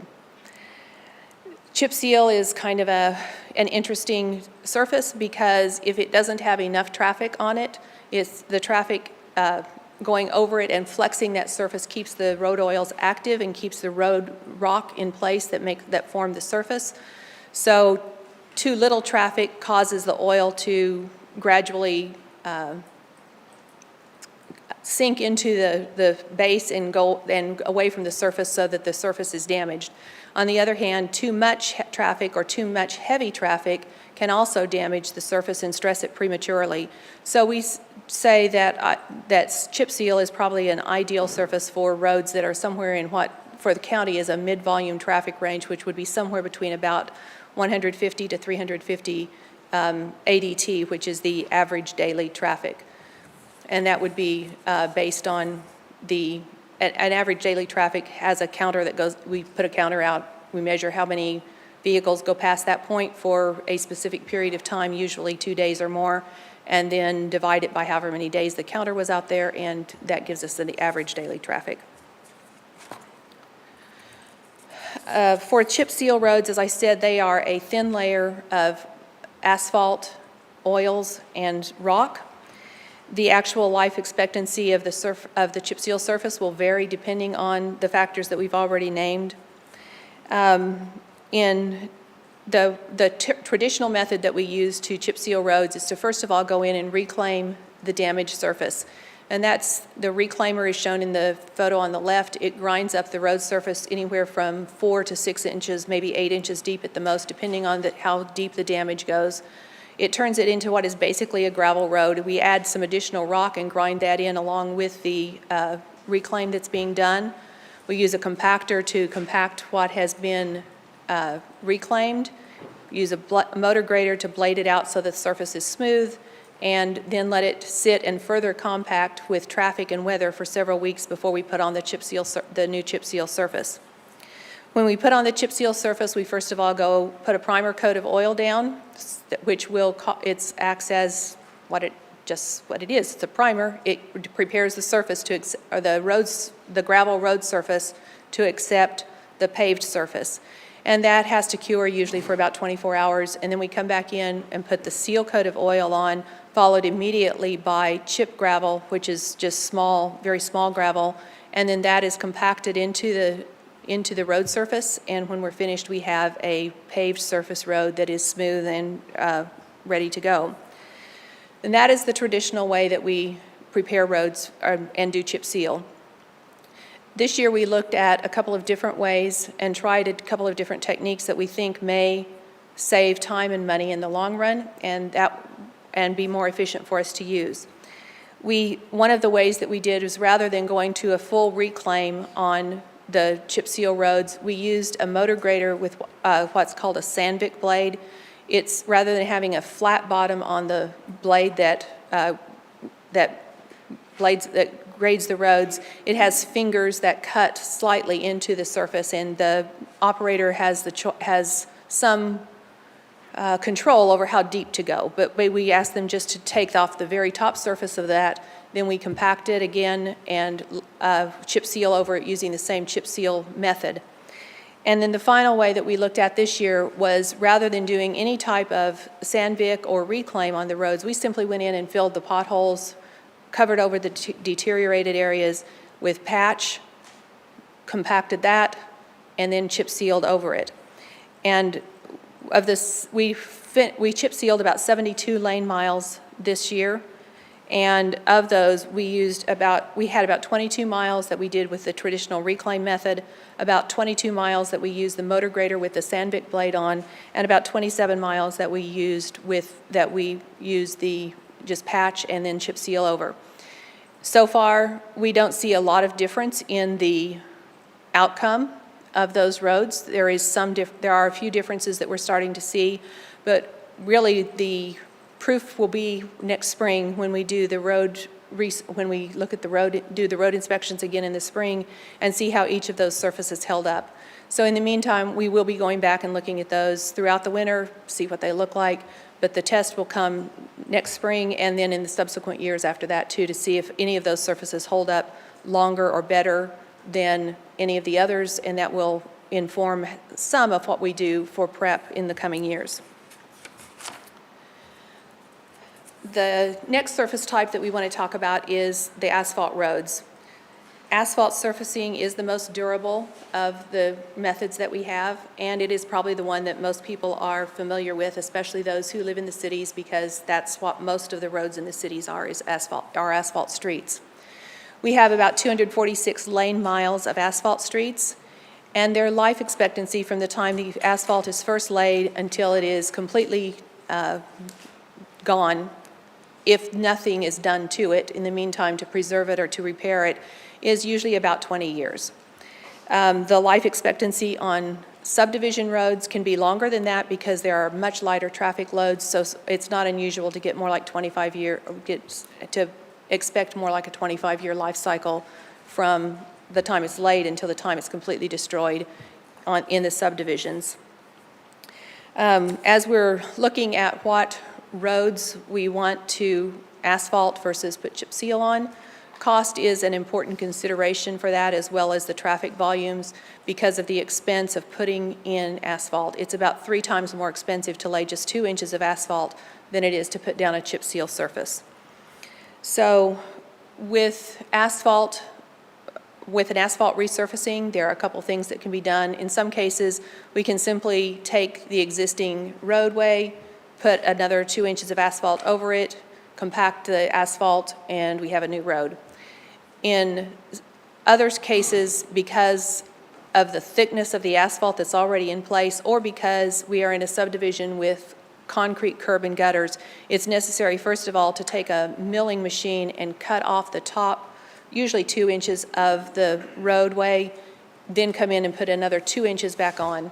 And the reason for that is, after so many 2-inch overlays, all of a sudden on a through street with no curb and gutter, all of a sudden, well, I shouldn't say all of a sudden, it takes several years, but several resurfacings, but you get 2 inches one time and 2 inches the next time and 2 inches the next time, and before long, you've got 8 to 10 inches and you've got a sharp drop from the edge of the pavement onto the shoulder, the dirt shoulder of the road, which is not a safe thing to have happening. With the subdivisions that have concrete curb and gutter, if we put a 2-inch asphalt overlay over an existing street without milling, we fill up the gutter part of the road, and so the drainage systems that are designed to use the gutters no longer function, and that can create some drainage problems there too. We do, while we're talking about subdivisions, we have, we also, the highway department gets a road impact fee that's collected with every building permit fee that is, or with every building permit that's issued, and that is $500 per lot that we get. Now, the idea behind a road impact fee is that that helps pay for the additional stress on existing roads that are in the county road system. And honestly, as we go through this and you see some more of the costs, you'll see that $500 is a very minimal amount for what it takes to maintain an asphalt street. A microsurfacing is a seal coat or a preservation coat that is put over either chip seal or asphalt surfaces. And it's not really a resurfacing method, it is a preservation method. For the purposes of this conversation today, we'll almost be treating it as if it's a separate surface type, but it is really, the underlying street is still either asphalt or chip seal, even when it has micro seal over it. Right now, we have about 82 lane miles of micro sealed roads. About 6.5 miles of that is micro seal over chip seal, and the remaining 75 miles are micro seal over asphalt. Preserving the surfaces of the roads, whether asphalt or chip seal, will extend the life of the asphalt or chip seal surface by about 10 years, sometimes more. Again, it depends on traffic loads and weather conditions, so that's what it is. So microsurfacing needs to be applied while the roads are still in good or fair condition. If you let them deteriorate too far, microsurfacing will not repair the surface. It's not intended to fill potholes, it's not intended to fix surface deterioration. It is simply intended as a seal coat that preserves a good road in good condition for a longer period of time. Microsurfacing is applied by a contractor. It takes specialized equipment that mixes the aggregate or rock, the asphalt emulsion, water, chemical additives in specific proportions, and there is some variation based on temperature and humidity at the time the microsurfacing is laid, that it's a science to get the micro seal or the microsurfacing product down in the right way. During the time when the micro seal is applied, one lane of traffic has to be shut down. That lane is micro sealed. It's allowed to cure, and the curing time is relatively short. And the hotter the weather, the faster it cures. And then they move the cones to the other side and to close down the second lane and do the second lane, and traffic goes through. So it is a long-term, or it's a process that takes some planning on the part of the contractor to make that happen. This year, we had scheduled about microsurfacing to be done. This fall, our contractor got a very late start on it and completed about 10 miles of the microsurfacing, but were unable to complete about 29 lane miles of the microsurfacing that we had planned for this year. They have told us that we will be first on the schedule for next year, and we are asking that the money that was not, the funds that were budgeted this year but not used, be transferred into or added to next year's budget so that we can complete that microsurfacing plus what was already planned for 2024. Potholes and surface deterioration are, of course, a huge challenge for any road maintenance department, and the highway department is no different. A lot of residents see no distinction between a pothole and surface deterioration, but within the department we do, because each one takes a slightly different method to make the repairs happen. Both are caused by stressed surfaces, which of course is caused by weather or by traffic most frequently. It can be sometimes caused not just by the freeze-thaw cycles, but we've had a couple of times where tornadoes have thrown debris into the streets and has caused some damage too. So that's also, and flooding, of course, is a big problem as well. Because the asphalt and chip seal are flexible surfaces, we most often see potholes at intersections where traffic friction from traffic stopping and starting is a problem for the surface, or on curves where, again, the friction of the vehicles making the turn on a curve move the surface. Both chip seal and asphalt can be repaired using either a cold mix asphalt or a hot mix asphalt. And the decision about which to use is partially determined by the air temperature at the time that we're doing the repairs. Hot mix is hot. We pick it up from the manufacturing plant, and it comes out of their machines at about 275 to 300 degrees. It stays hot for several hours, and as long as it stays hot, it's flexible and we can use it and put it down and do what we need to with it. Once it gets too cool, it becomes harder and harder to work with until it just becomes a useless blob if we haven't used it.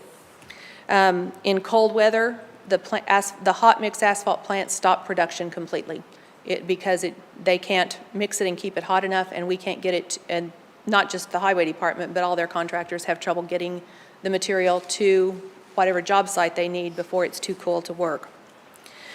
With cold mix asphalt, it's not heated at all.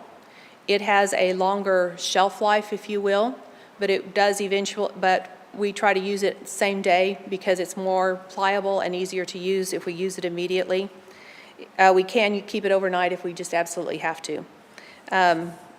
So when we talk about potholes and surface deterioration and how they're repaired, first of all, a pothole is truly a hole in the road, and you can see potholes on the right side of the screen along with some potholes that have been repaired.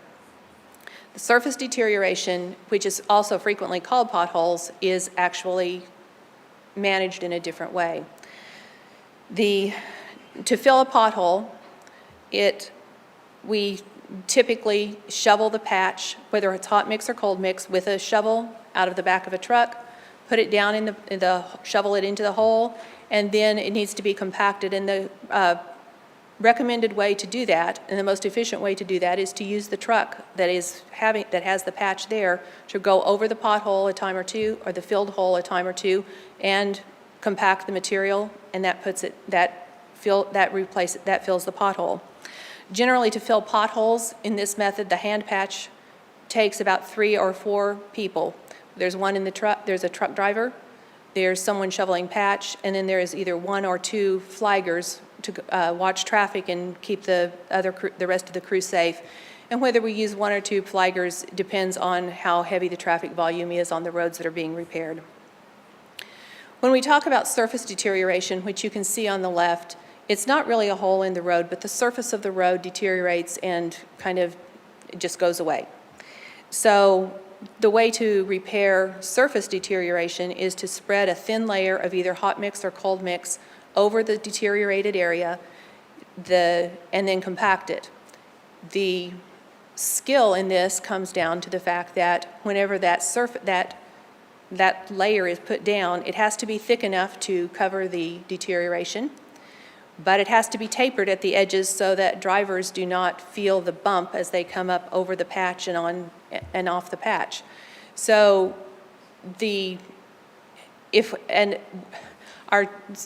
our staff is good about doing this surface repair, the deterioration, but if they get the tapered edges too thin, then it will immediately start being stressed again by traffic and weather, and the patch does not hold up as well as we would like. If they get it too thick, then we get complaints that there's a bump as drivers go over it, and the road is not as smooth as they would like it to be. To do a skid steer, or using the surface deterioration takes a skid steer to manage the quantity of patch that we're using. And of course, with the hot mix, it's hot, so the skid steer is a better choice when we use hot mix, simply because it's safer for staff to put the hot mix in a machine bucket as opposed to a hand shovel, although that can be done. They use a skid steer a steel roller like you see in the top picture there to compact the asphalt, a couple of flaggers to watch for traffic, and usually a couple of trucks because of the quantity of patch that we're using. Usually 2 trucks are used to haul the patch from the shop, from the manufacturer to the job site. So with asphalt, it's also possible if large areas of surface deterioration occur that an area can be milled out and completely replaced with new asphalt. You see that a lot of times whenever you see asphalt patches that have square corners. They're usually rectangular or square-shaped, and you do see them on state highways as often as any place else. The chip seal is a thin surface, as we've said, and it cannot be milled. So there is no way to use to mill out a chip seal road and replace the surface in order to repair it. When we send out crews, we try to get all of the potholes in a specific area. So there are times that county residents say, well, why are you spending all day long in the west side of the county when the east side of the county has just as many potholes? Well, yeah, they do, and we get around to them as we can, but again, for efficiency's sake, we try to get all the roads in one general area before we move on to another. Sometimes we get complaints from residents that we were on a road and not every pothole was filled. Well, sometimes it's because we're filling potholes and they're talking about surface deterioration, and so the two are not always compatible tasks based on what staffing and equipment that we have there. It's also possible that the crew had used all of the material that they'd gotten from the plant and have to go back and get more from the plant. The plants also close, they start early. The plants start by 6:30 or 7 o'clock in the morning, so they close by about 2 o'clock in the afternoon. So if we're late enough getting back to get a second load of patch, it's too late to get any, and so the crew will have to go on to other tasks for the rest of the day and come back to pothole filling the next day when we can get more patch. There are times, especially on our busiest roads, where we do one lane at a time, again, for safety reasons. And that is that the crew will fill the potholes in the northbound lane for, say, a 1 mile stretch, then make a U-turn and come back and fill the holes in the southbound lane. So if residents come by during the time that they're in that transitional phase, it looks like they've missed half the potholes on the road, but really they will be back to finish them. Pothole repairs have not changed a whole lot over probably the last 50 years. I haven't been around that long, but the pothole is still a pothole. Our choices to fill them are either hot mix asphalt or cold mix. We have looked at several ways that we can innovate that process, and that is especially true with our short staffing right now because it takes a lot of time to fill potholes. It really does. So one of the options that we've looked at is a specially equipped truck that is designed just to fill potholes. It requires 1 operator instead of 2 or 3 or more. So that would save us time, staff time. The rest of the staff could go on to other things. This truck has some specially designed compartments on the back of the truck to hold the rock and liquid oils, like a seal oil. And the rock and the seal oil are moved to a sprayer in the front. The driver can see what's going on in front where they're filling potholes. It has a blower that blows any dust or dirt or debris out of the pothole or water because the patch will not stick to water. Then puts a little bit of primer oil in the bottom of the pothole, puts rock in to cover that, puts some more of the same oil on top, and then leaves it there, and the pothole is supposed to be filled. We'll be looking at, this was not something that we've included in our budget for this year, but we will be looking at seeing if there's some way that will work. I understand that the City of Liberty has a vehicle similar to what I've just described. We'll be talking to them about how it's working for them. And somehow, if that seems like a viable option, we'll be looking at how we can adjust what is in our budget to stay still within the budget that's been allocated and get that vehicle. The initial cost that we have is if we can purchase it in about the first quarter of the year, we're talking somewhere between $350,000 and $400,000 for the equipment.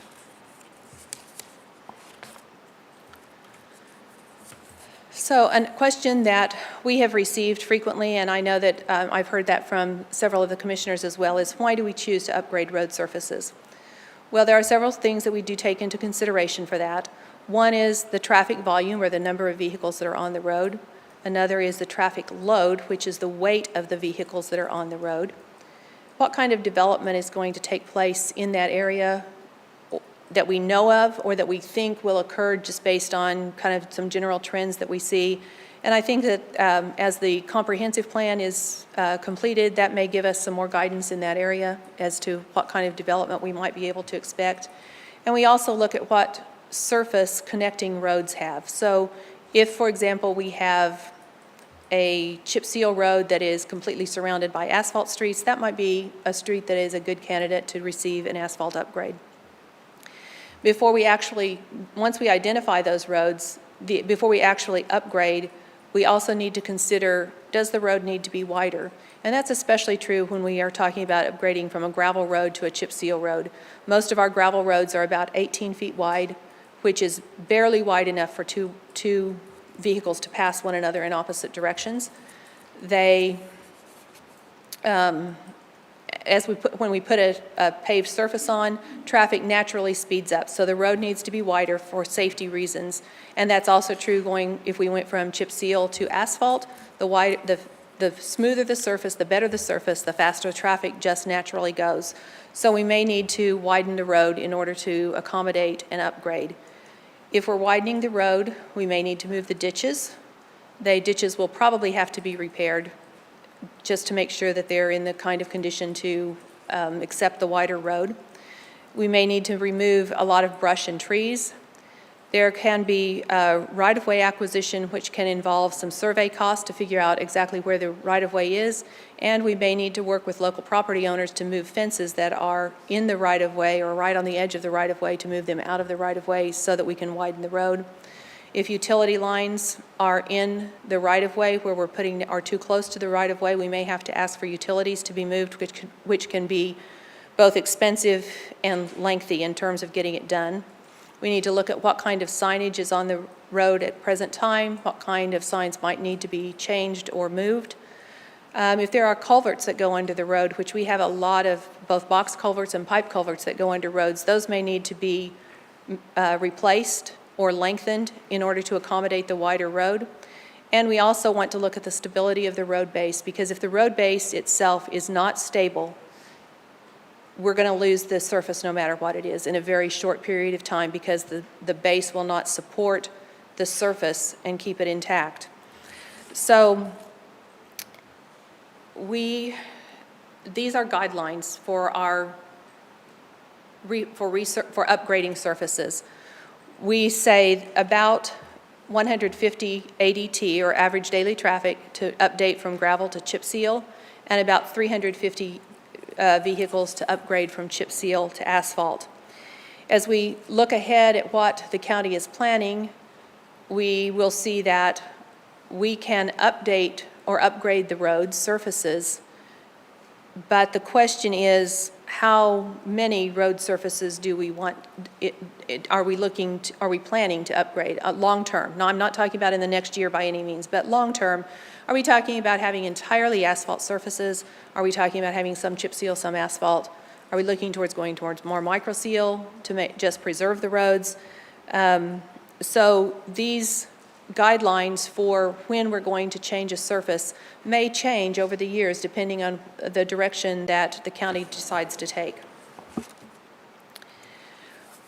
We do, as we've said, inspect the roads every spring.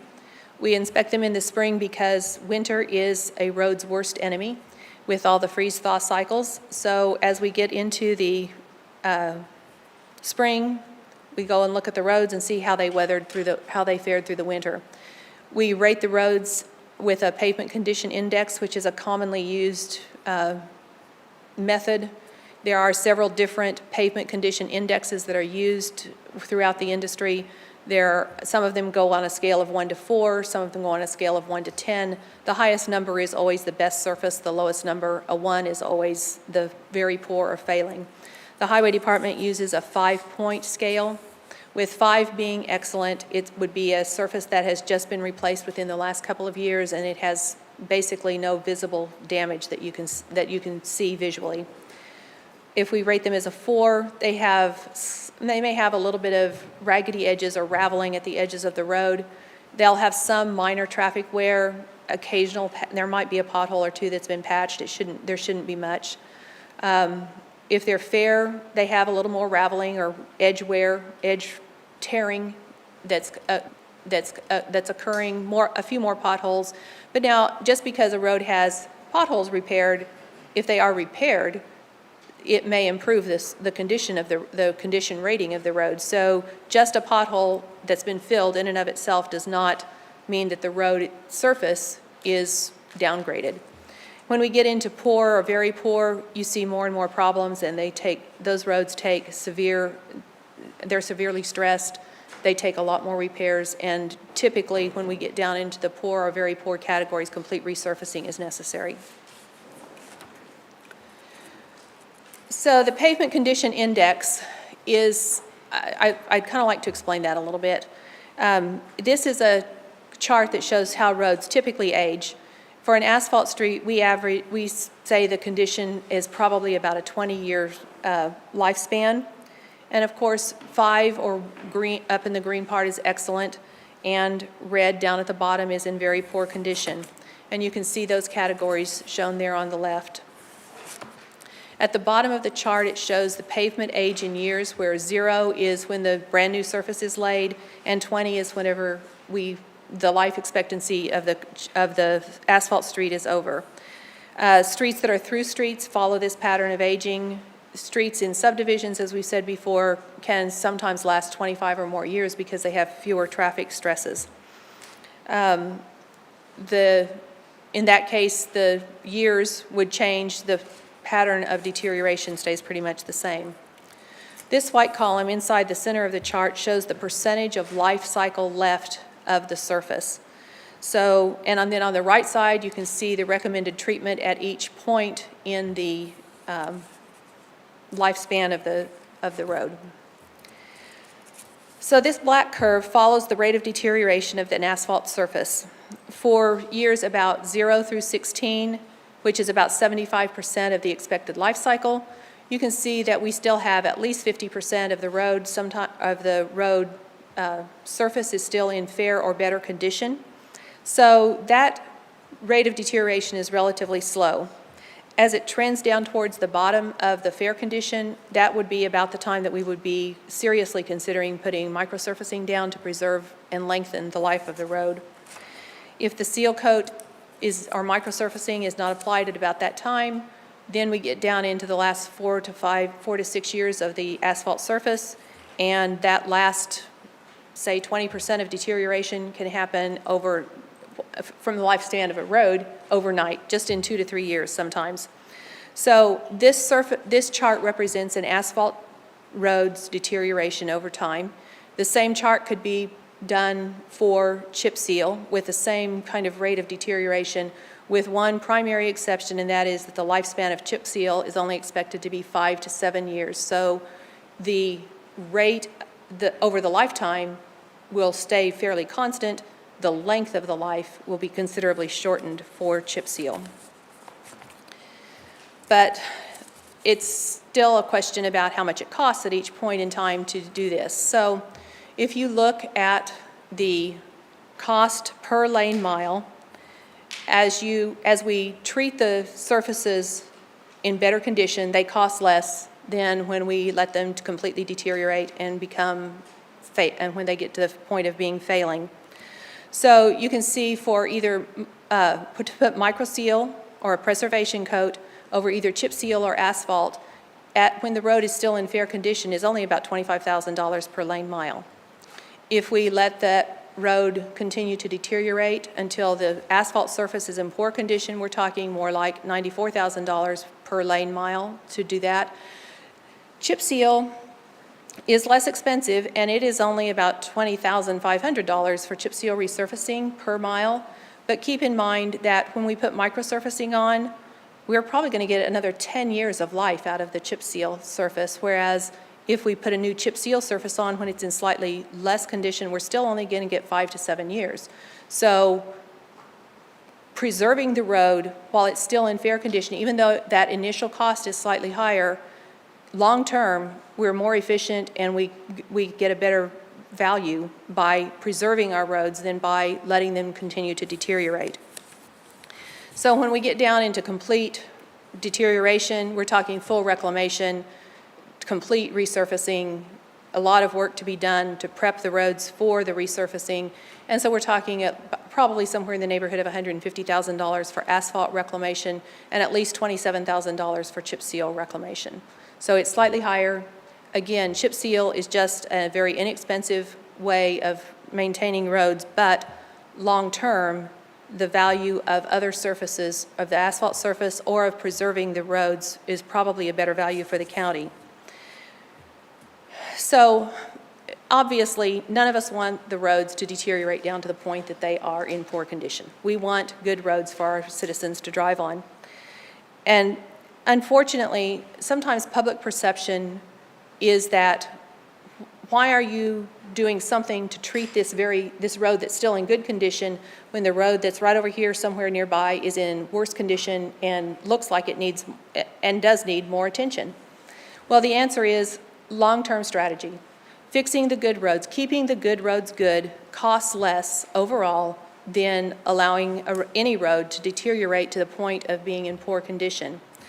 And so there is a strategy called Worst First, which does not serve the county or any other agency well, and that is that if you fix only the worst roads, you will always have poor roads. If you can preserve the better roads, you will gradually increase the condition index of all your roads, and that is a better strategy, is to find a balance between preserving the good roads and allowing the roads to completely, and only fixing the worst roads. We talked about, you've been presented with information about the key performance indicators for the different departments or for the county. For the highway department, in infrastructure, we had 3 primary goals that were key performance indicators, and one of them relates to bridges, 2 of them relate to the road network, which is what we're really here to talk about today. But briefly, bridges are a primary concern for a lot of people. Right now, our goal is to have 90% of our county roads or our county bridges with a 50% or better sufficiency. Now, the sufficiency rating considers a structure's adequacy and safety, whether or not it's functionally obsolete, that is it wide enough and strong enough to hold traffic that's on the road, and it also considers how essential the bridge is. So a bridge that is on a dead-end road and has 3 cars that go over it a day has a higher sufficiency rating, even though it's in the same condition as a bridge that's nearby that has 150 or 200 vehicles a day, because it has less traffic. Right now, MoDOT has always inspected the county road or county bridges every 2 years. And in December of 2021, which is our last inspection, we had 47 bridges out of 70 that were at 50% sufficiency or better. That's about 67% of the bridges in Clay County. Using BRO funds, which is federal funds, bond money, and county operating funds in the last 2 years, we have replaced 6 of those bridges, which puts us now at 75% of our bridges that are at 50% sufficiency or better. We currently have 5 bridges that are in process for replacement, and that still leaves us with 12 bridges that are less than 50% sufficiency, and that is still too high a number. In order to meet the 90% goal, we need to have 7 or fewer bridges at the 50% sufficiency. Now, we are expecting another bridge inspection this month or right after the first of the year. We have not heard from MoDOT as to exactly when that inspection will take place.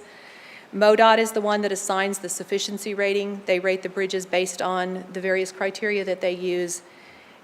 In the 2021 inspection, we had 4 additional bridges that were just barely above the 50% sufficiency. They were 50 to 55% sufficient.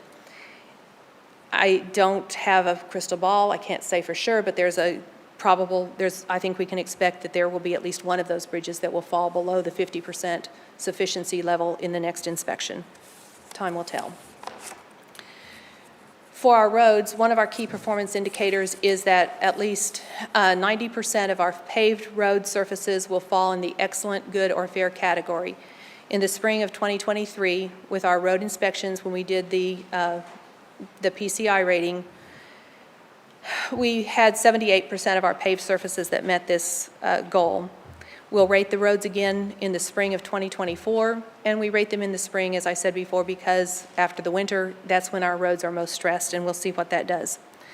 Based on what we project to be the PCIs in the spring of 2024, and then in subsequent years going forward, we'll be talking about how we're going to move towards the goal of having at least 90% of our paved roads in better condition.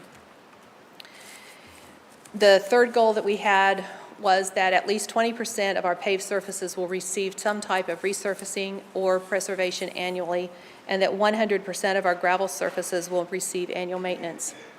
This year, we had originally budgeted and planned for 18% of our paved surfaces to be resurfaced or preserved, but as I said earlier, our microseal contractor was unable to finish several roads, so our actual rate of resurfacing and preservation for 2023 is 14.6%.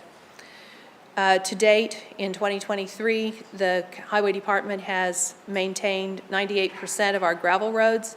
We are maintaining gravel roads again this week and next week, just because we do that again before year end, and we've had some winter weather that has taken a toll on some of the gravel surfaces. So we would expect that 100% of our gravel roads will be treated or maintained before the end of the year. So in our spring of 2023, y'all are not asking me questions. I figured I'd have questions by now.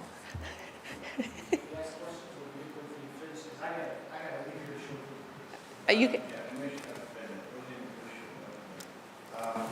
Yeah, I was kind of wondering about that, if you could hold for a moment. Jay, you can go first. Two things I want to say. First off, because we have a couple of commissioners who may have to leave earlier, I'd like to give priority to those who are needing to leave. Secondarily, are we at a point to where? Yep, we can. Okay, Commissioner Withington, if you would like to proceed.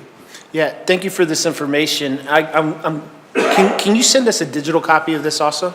I believe we can. Okay, and I like how you guys are putting out the KPIs on the bridges, because when I requested that as a citizen before I got elected, you guys were gonna charge me $65, $70 for the public records request, which was insane, I thought. So I'm glad to see that we're actually making this public for a change, so everybody can see it.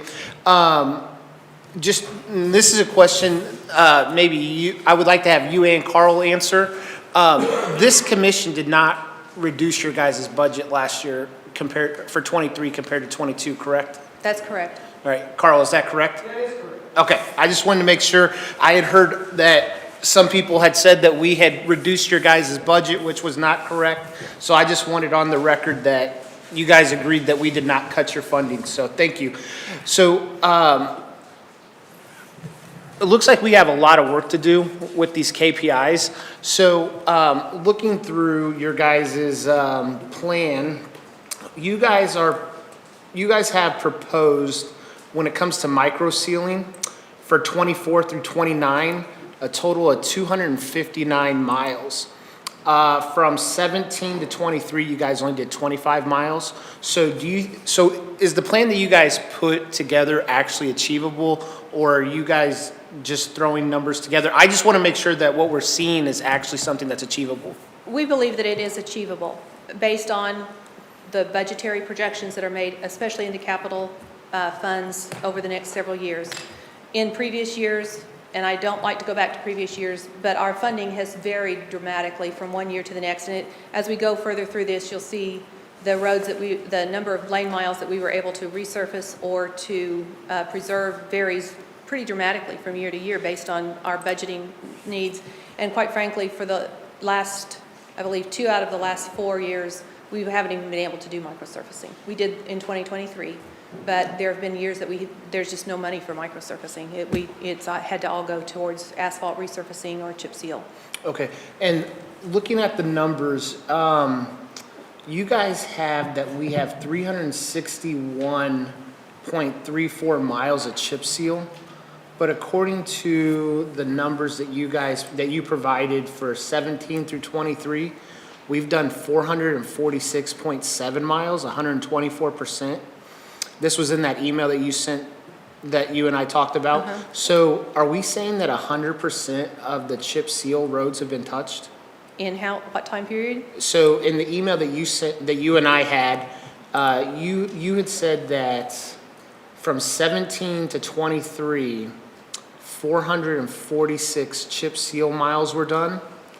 And now we're saying that we're planning on doing from 24 to 29, 228 miles. So if we've already done 446, why are we planning on doing another 228? Well, keep in mind that the lifespan of a typical chip seal road is only 5 to 7 years. So every 5 years, we can expect to turn over 100, or every 5 to 7 years, we can expect to turn over and have to resurface 100% of our gravel roads, Okay. or of our chip seal roads. Okay, And so some of the numbers that you had in terms of lane miles, I'm sure were repeated resurfacings. Okay. I don't know that for sure. Without going back and looking at that email again, I couldn't say. okay, and then also for asphalt, you had told me that from 17 to 23, we did 135 miles, which is 55% of our asphalt roads. For 24 to 29, we have 145.83, which is 59%, for a total of 281, but we only have 246 asphalt. Okay, well, as we get further into the presentation, I'm going to explain that we're going to be recommending that, or projecting that we can resurface some of our chip seal roads into asphalt. Okay. Some of our asphalt will move into the micro seal category, and some of the chip seal will move into the micro seal. So the numbers are not an easy to compare, or you can't just take them from black and white. Okay. We need to talk about Well, I have to exactly leave early, about so some of that's the why I was details. asking Yeah, that I'm sorry question about now, that. so. Yeah. All right, so you guys both believe that this is an achievable plan, and will 100% of our roads be touched at the end of 2029? No, No. We'll Which be road, close. how many roads will be left? I don't have that information in front of me right now. Okay. Yeah, When you get it, will you send it to me? I can. Or send it to us? yes. All right. Commissioner Wagner. Thank you, and I feel like I drank from the fire hose along with this morning, but it's all good stuff, and so thank you for that. My question, Terry, I think you've foreshadowed what the answer may be. My question is really related to traffic counts related to what we have here in condition. You've already just mentioned that you'll have some roads that will transition into a higher level of type of road. And I'll have to just go back and see what you have to say, because I'm one of those that have to leave. But I guess to illustrate all of that better, I wonder if there is something that is developed, and maybe I've just missed it, but something that measures condition along with traffic count to illustrate why you may have to move up, but also that may suggest for those roads that may not move up and from a chip seal to an asphalt, for example, where we might expect further maintenance to be needed over time. I will say, I'm certainly familiar with that idea that you keep up your 5s and 4s and 3s because they're the easiest to maintain, and it's a better way to manage your expense over time. So I totally understand that.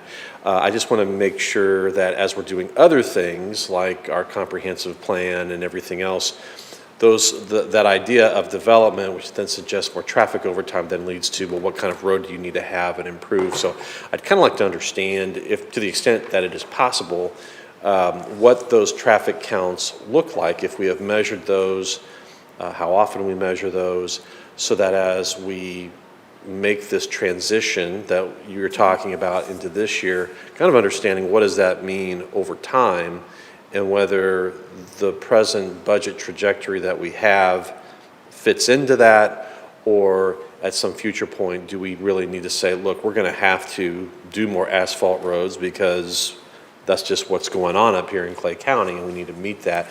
So a lot of things in there. Maybe there's a question in there, but go ahead and answer I'll that. comment on a couple things, even though it's Perfect. not a question. How's that? As far as traffic counts, we do a traffic count every 5 years. That's kind of the standard that's set by MoDOT. They count their roads. They have so many miles, they do them on a staggered basis. We do ours every 5 years. We'll have the next count in 2025. We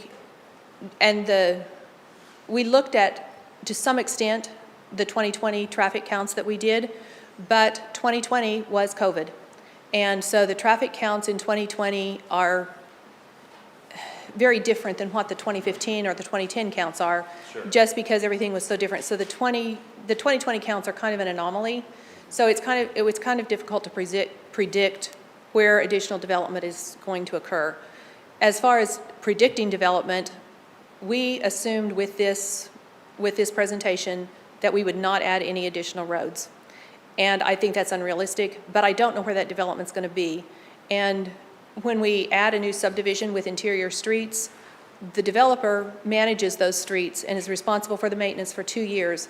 And right now, in the next 2 years, we're going to add less than 2 lane miles of roadway in the next 2 years. So that was, for the next 2 years at least, that's an inconsequential number because the roads will be in excellent condition when they are added to the county road system. So for these projections, just for ease at the moment, now as we go forward, we're going to have to reevaluate these annually, obviously. And so as we see development occurring, that may be something that we work into our future projections. Yeah, no, I appreciate that. I'm sorry, I turned off my mic, but I appreciate that only because as we talk about the comprehensive plan, and I think that longer-term vision of at some level, our communities are going to expand, right? And so your point's well taken about COVID and kind of how things are coming out of all of that. I just, you know, the more development that will occur, the more pressure will be on our roadways, the more traffic that's going to be generated, and I mean, and not just residential, but even industrial. We had the conversation about why was this road asphalted, but mine is not, and I won't belabor that point, but it just suggests that marrying what we're doing on the highway side with what's happening on the development side becomes very crucial, I think, in at least keeping expectations where they should be, and having a system that is better able to be maintained as a result of that. So I'll leave it there. I appreciate the presentation again, and the. If I'd known everyone had to leave, I'd talk faster. Yeah, you're on video. I'll go back. I'll watch your greatest hits a little Okay, bit that'll later. work. Perfect. Thank That'll you. work. Commissioner Johnson. Thank you. A couple quick questions. First, you talked earlier on your presentation about, actually, let me back up. Thank you for this presentation. I appreciate it. I know you're not done yet. You got a ways to go, but good information. I appreciate it. You talked about dust control measures early on with, I think it was with the gravel roads and stuff. Yes. With the dust control measures that you're using and the different things, options that you've looked at, do we take into consideration groundwater runoff and any environmental impacts that any of those chemicals might have on ponds and streams and stuff around? Yes. We have the magnesium chloride or calcium chloride that is applied to roads is very localized, and once it dries, it's supposed to be non-invasive for waterways Non-toxic. and so forth. Okay. The second system that we've looked at that we're still trying to find more information about goes directly into the road and stays in the road. It's not, Okay. there's not supposed to be runoff, but yes, that is a consideration that we have. Okay, good, on good. that. And then chip and seal versus asphalt. If I'm reading your numbers right, they essentially are about the same value in the sense that although chip and seal is about 1/3 of the cost of asphalt, asphalt lasts about 3 times as long. Is that correct? Yes, that would be a true Which statement. makes them about the same in price, right? Yes. And micro seal or micro surface. So I know what a slurry coat is, which is basically thick paint. This is more than that, right? This is like there's aggregate in that as well. Yes, it's a proprietary mixture, depending on which Of vendor course you it use. is, yeah. Of course, yes. Makes it cheaper that But way. yes, that's right. It has aggregate or rock in it, along with some type of asphalt emulsion, water. Some of them, I think, have Portland cement a little bit of Portland cement. It's almost in like them. a thinner asphalt, more liquidy asphalt. Yes, Between a slurry and an uh, asphalt. There you go. It's Okay. more of a slurry seal. So let me help Terry with this. Carl Walters, Deputy County Administrator.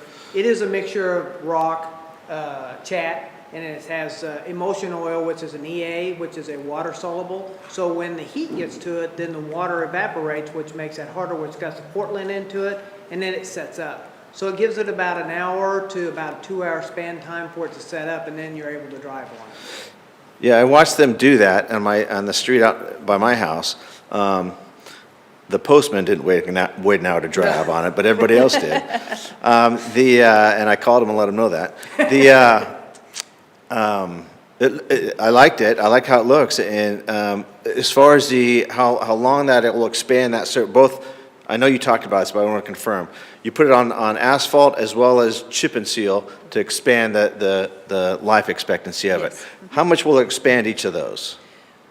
We The life have, expectancy? Life expectancy, yeah. Any idea? well, we know with what microsurfacing we've used before that asphalt is extended by at least 10 years. 10 years for And we have asphalt. some that are more like into the 12 and 13-year Okay. range. We have very little experience with the chip seal, or with micro seal over chip seal. Our vendors are telling us that it will be somewhere in the 10-year range, so. So about the same. About the same, yeah. And that seems like a pretty cost-effective way to get that extension of Yes. 10 years, it is. doesn't it? Yeah. It is, because it's very comparable in price to the cost of actually putting down a new chip seal surface, but with a new chip seal surface, we're only going to get 5 to 7 years, whereas with a micro seal, we're talking 10. So yes, it's very Yeah. cost effective. You also talked about bridge sufficiency rating. Is that the right word, sufficiency rating? Sufficiency? Okay, can you explain? So I see a bridge that's at 50% bridge sufficiency rate. Does that mean it's 50% chance it's going to fall when I drive across it? What exactly does that mean? No, it's more like it's at 50% of its lifespan. Oh, okay. Okay, it's not going to fall in at Okay. 50%. So no matter what the In fact, we sufficiency have- rating, it's still safe? Yes, It's just, if a bridge is absolutely not safe, the first thing that MoDOT will do when they do the biannual inspection is they will put a load limit on it. You'll see a sign that says weight limit 15 tons, 10 tons, 12 tons, whatever. And then as they do subsequent inspections, that weight rating will go down as the sufficiency level Yeah. continues to drop. And eventually they will close the bridge if it is absolutely unsafe so for we're traffic. really talking about the shelf life or the life expectancy of the bridge, then we're talking about sufficiency rating. Yes, yeah. Okay, and then two other things I had, and I don't know if you want to talk about it now or later. It's not specific to what you had talked about, but one has to do with hiring and retention, the other about social media stuff. You want to talk about that now, or you want to wait? Let's do that at the end. Okay, Okay. that's it. Yeah, thanks. Well, this has been interesting, but I'm going to say it. Everybody will say, oh, God, what you going to start now? This isn't what I was looking for. It really isn't what I was looking for. What I anticipated, and it's not your fault, what I anticipated here was that I don't need to know.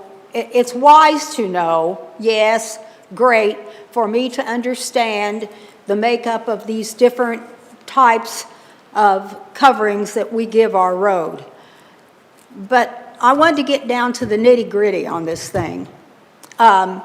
You know, I look at the number of gravel roads we have, and I understand a little bit now how lane is versus what regular I would call A mile, miles. right. But if we've got that many gravel roads in this county as progressive as we are, as wealthy as we are, and I'm not saying we're rolling in the dough, but we're a pretty darn stable county.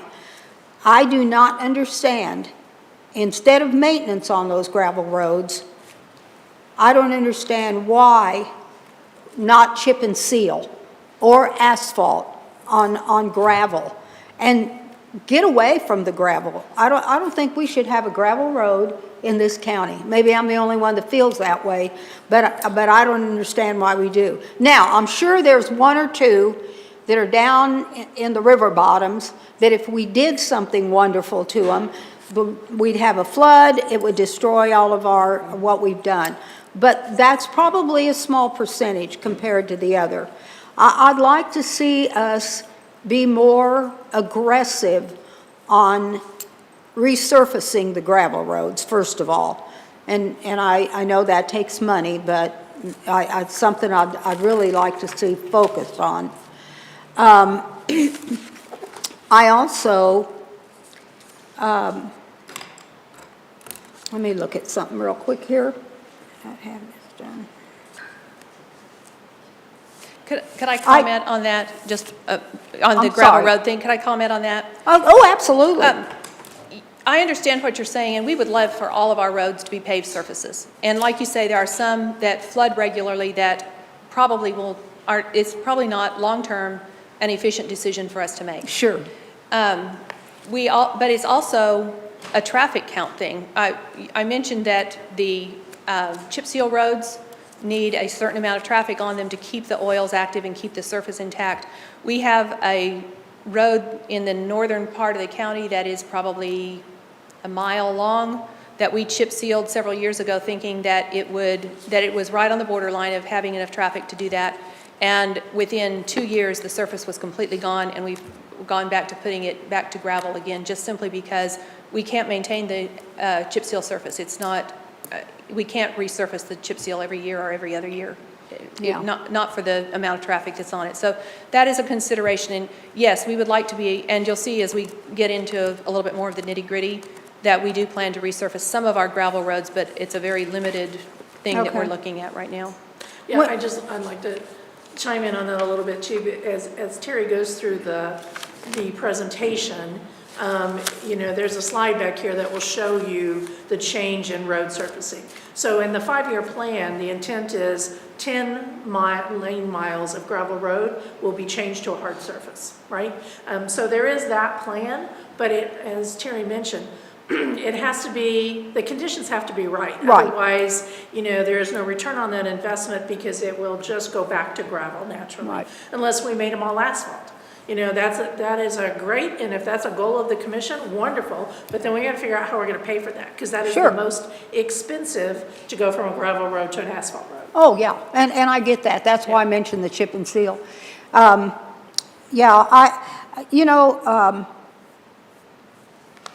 When you talk about right-of-way acquisitions, moving utilities, sign placements, all of that kind of thing, tree removal, I know that's all that would happen. How often, when we're getting ready, I know of one for sure, but how often when we're out there just redoing a road, do we run into the right-of-way acquisition? Is that done a lot, Carl, or is that just a rarity? On our part of it, no. Oh, okay. But if we run into that we need to widen a road to make it better for traffic, because we know the traffic Oh, counts up, and yeah. we have to turn around, re-ditch it, take the tubes and replace them and stuff and rebuild, and then move it when we make it a little bit wider and stuff. It might be that we only had a 40-foot right-of-way because nothing was ever built there, and we have to stay within our bounds and stuff. And then some of the utility easements are not that far off our road anyway. Yeah. So that's things that we got to look at when we go in to turn around widening the road in Yeah. the first place. I get it on widening, but just normal day-to-day. You know, you were talking about how how many roads are in excellent, good, or fair. I travel the back roads all the time, you know, just because friends live, all my friends are rural, and so I'm always out going to the back way. I'm telling you, our roads are crap. And I have, you know, all those that I travel, there's holes, the sides are falling off. You know, to me, the roads are pretty pathetic. And one of the things that bothers me the most, this really bothers me, we waste the money to go out there and fix roads. A prime example, the road you travel every night going home, the road I live on. And I don't want anybody going out there and fixing my road, for God's sake, because I know what that happens on in the press on that. But they patched holes. One of the patches, flawless, beautiful. The rest of them, they're already holes again. They didn't even hold at all. Within, I would say, 2 months, it seemed like the holes were back and we're going around the holes. I wonder, to me, this is lack of pride in job. And to me, not being an awful person, but sometimes it comes from top down.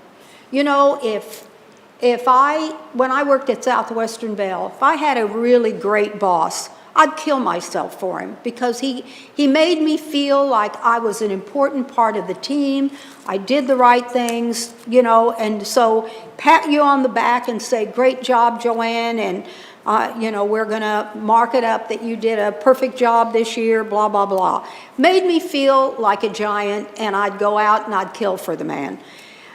When you have some that are not holding, you don't have to coddle people, but just to say, what do you think about that, Fred? Do you think that'd be a good idea if we did this? Or, hey, you did a great job on that road today. I'm so proud of you. And I think that if we're not reinforcing our people, I'm not out there with you, but we're not reinforcing our people, I think sometimes that's why people feel like, yeah, I'll get it done. That's what they told me to do. The hell with it. Go do my job, go home, have a beer. So I think that we need to focus hard on how our staff is reinforced. And I think that's a real important thing for us to do, so that they feel they have a vested interest in fixing these roads. You know, when we have to have people come into this building and throw a fit and yell and scream and carry on about how their road's bad and all of that. I asked for a road to be fixed started in March, saying this gentleman chewed my fanny and he's upset about his road. That road didn't get fixed until that man and his group came in here and voiced their opinion. The next day, the road is fixed. Now, to me, that's not good, if you will, customer relations.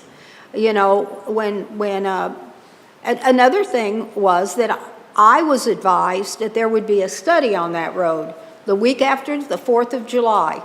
I've never seen that study.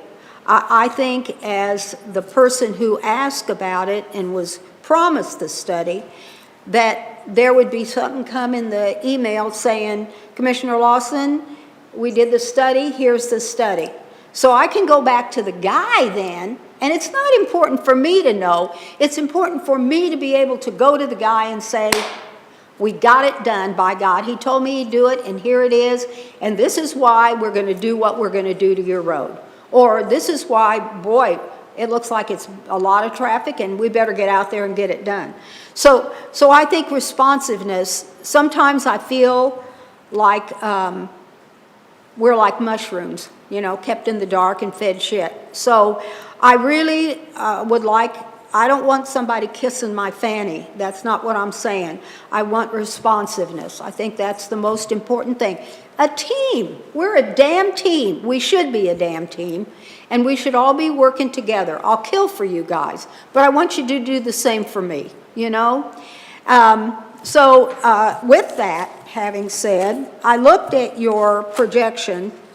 I believe, Carl, you're going to think I'm a real idiot, but wasn't that 174th Street that gentleman came in and complained about, and it wides around on Lancaster and then goes over I-35? 184th Street and 184th Street. God Correct. bless you.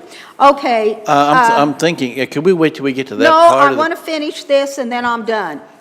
184th, I don't, am I looking wrong? I don't see it on here for anything this coming year. I don't. 188th, but not 184th. I would ask you to consider, and I know you're the last word, but I would ask you to consider doing something for that road. I know we patched it, we did, and I appreciate it a lot, and they appreciate it. But I would like that road to be put on this schedule and something done with it, whether it's chip and seal or asphalt. Not that long of an area. A lot of homes, a lot of very expensive homes, and I don't want it fixed because they're expensive.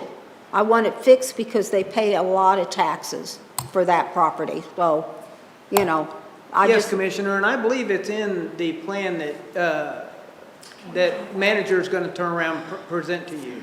For this coming year? I don't No, I know believe- what, I can't say I didn't that, see it on here, I but I think- apologize, that's what I yeah, said. when she rolls through that presentation, maybe you'll see it there. I'm not sure about the I was year gonna either. say- Okay, I was just looking at the proposed asphalt chip and seal, and I didn't see it on either of those. It's So- in the, it will be in the 2025 projections for Okay, chip seal. 2025, 2025. we need it in 2024. Well, that's one of the considerations that we'll be talking about, is that this plan is not set in stone until the commission approves it. So we can discuss that as we I'd get just to like that. you to consider it, please, because I'm sure he's going to come back and start screaming again, so we can do ourselves a favor. Thank you very much. As long as we're paused here, I want to get an idea. Could you give me an idea of what the time element is? Because we've already lost a few commissioners, and I want to see if any of the commissioners are going to leave at a subsequent point. So I'm kind of trying to manage the clock here a little bit. So could you give us kind of a I ballpark? think if we can go through about 10 or 12 more slides, it'll go pretty quickly from there on. I'm sorry, say again? About 10 or 12 more slides have explanations, and then I think it will go fairly quickly. Okay, So that sounds I'll great.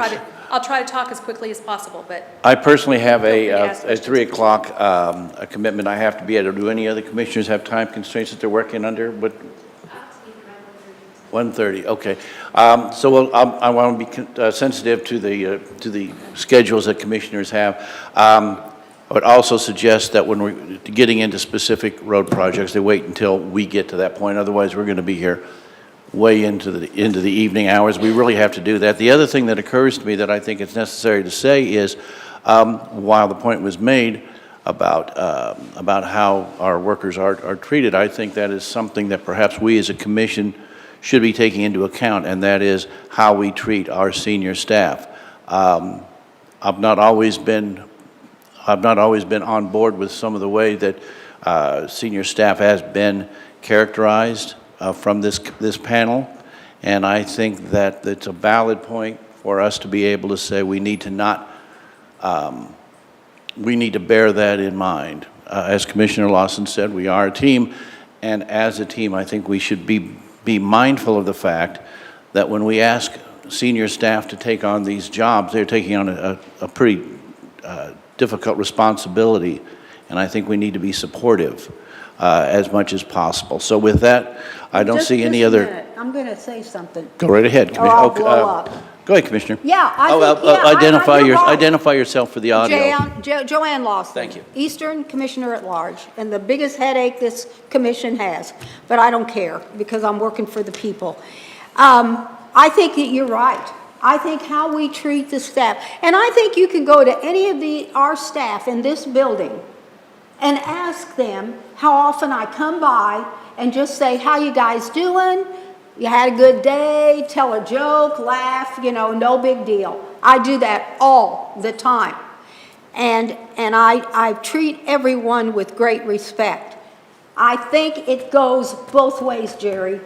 I think that when you know that some staff talks behind your back, calls you names, things of that nature, you damn right, yeah, I want respect, I'm gonna give respect. You give what you get.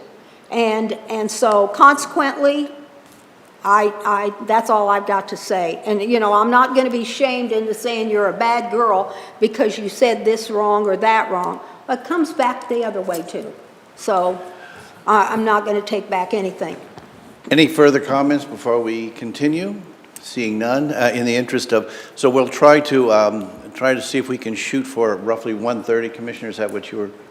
If we can Okay, we should round be- this off around 1:30, I that really would be hope we're great. finished before 1:30. Excuse me? We need to talk about the whole budget, right? This is just the maintenance.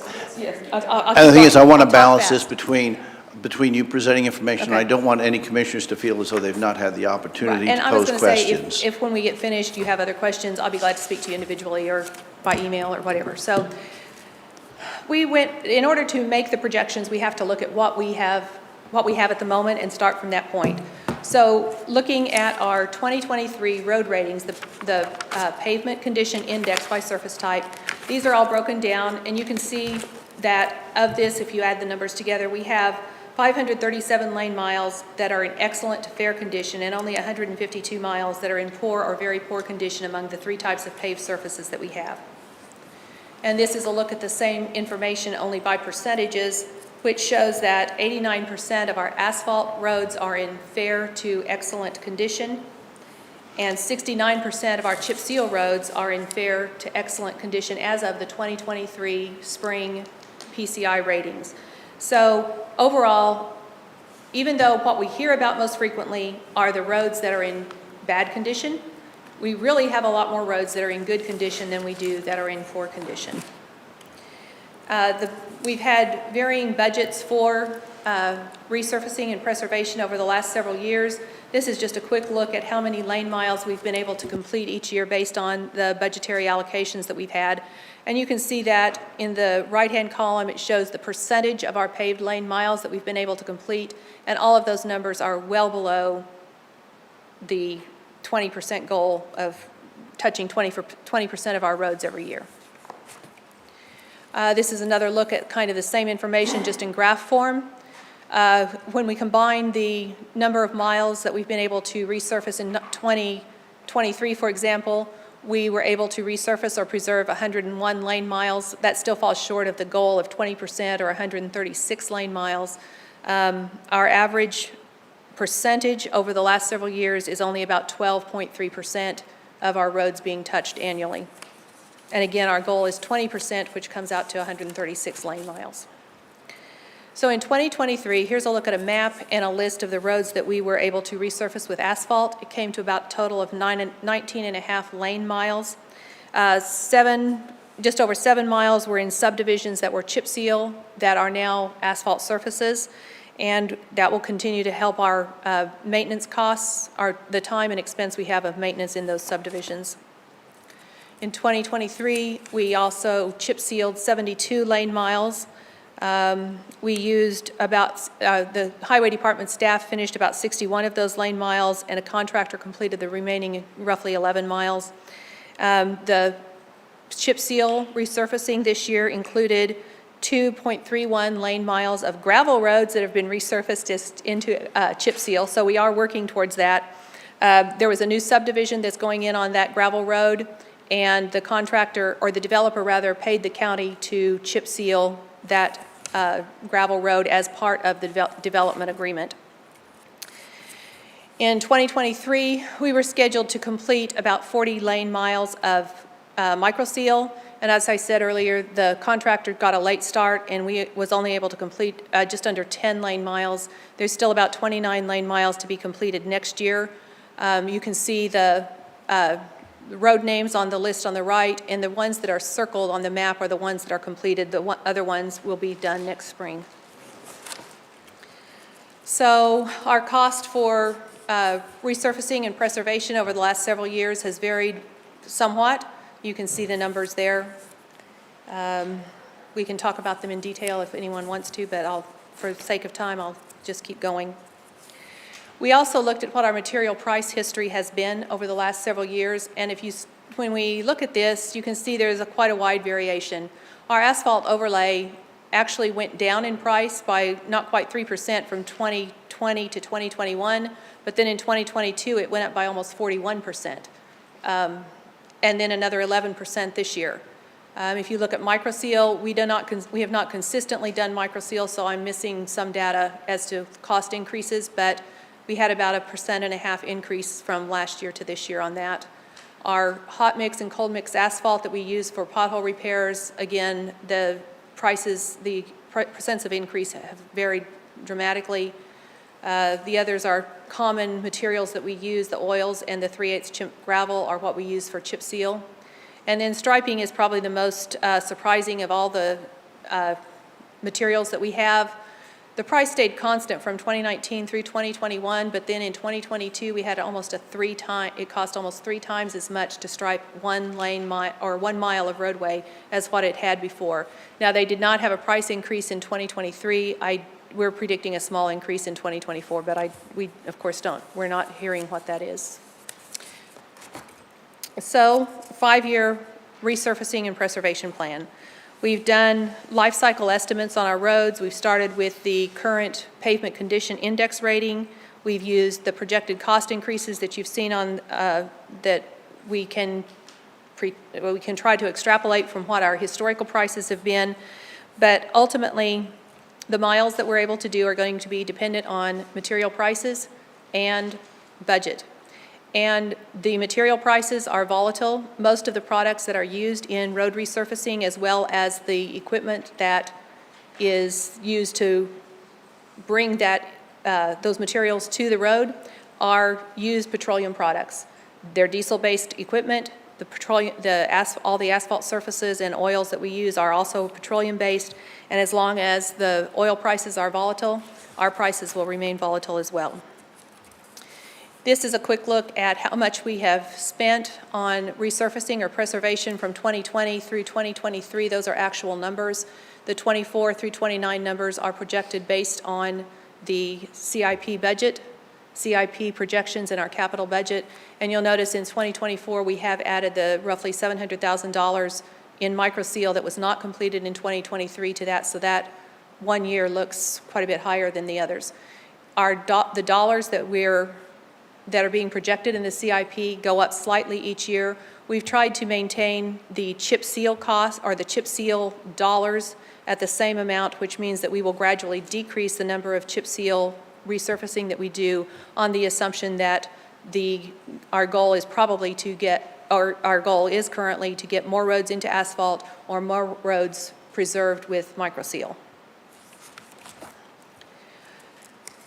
Here's our projected price increases for the next several years. For 2024, we're predicting that asphalt will go up about 13%. Microseal in the green will go up 7%. The chip seal in blue, we're predicting a 75 or a 45% cost increase on that, and that is because we anticipate moving from having county staff do chip seal to having a contractor do chip seal. And the way our budgets are set up, when county staff does chip seal, only the cost of materials is taken from the capital budget. The labor and equipment that's necessary to do that are in other parts are in our operating budget, and so they're not a part of the capital budget, which is what we're talking about in these costs today. The gold bars are the projected budget increases that we'll see throughout the next several years. And as you can see, right now we're predicting price increases that are greater by percentage than the amount of budget increases that we'll see. Based on those projections, here are the dollars that we think it will take to resurface or preserve 1 lane mile of the roads. And you can see asphalt we predict is going to go up from our actual $83,800 per lane mile this year to over $126,000 by 2029. And the chip seal and microseal go up proportionately the same way. Based on those prices and the budget that is projected, you can see the number of miles that we are projecting that we do over the next several years. Again, in 2024, we'll make the goal of preserving or resurfacing 20% of our lane miles, simply because we have the carryover from microseal that was not finished in 2023. Without that, we would be at about 17%. And then because our projected cost increases are greater than projected budget increases, then percentages go down. And you'll notice that within those years, there are some variations in terms of how many miles of each surface we do. We have anticipated that there, like if we're doing microseal in a subdivision, we're going to want to do the entire subdivision microseal. We're not going to want to say, oh, we can do all of the subdivision but the last street.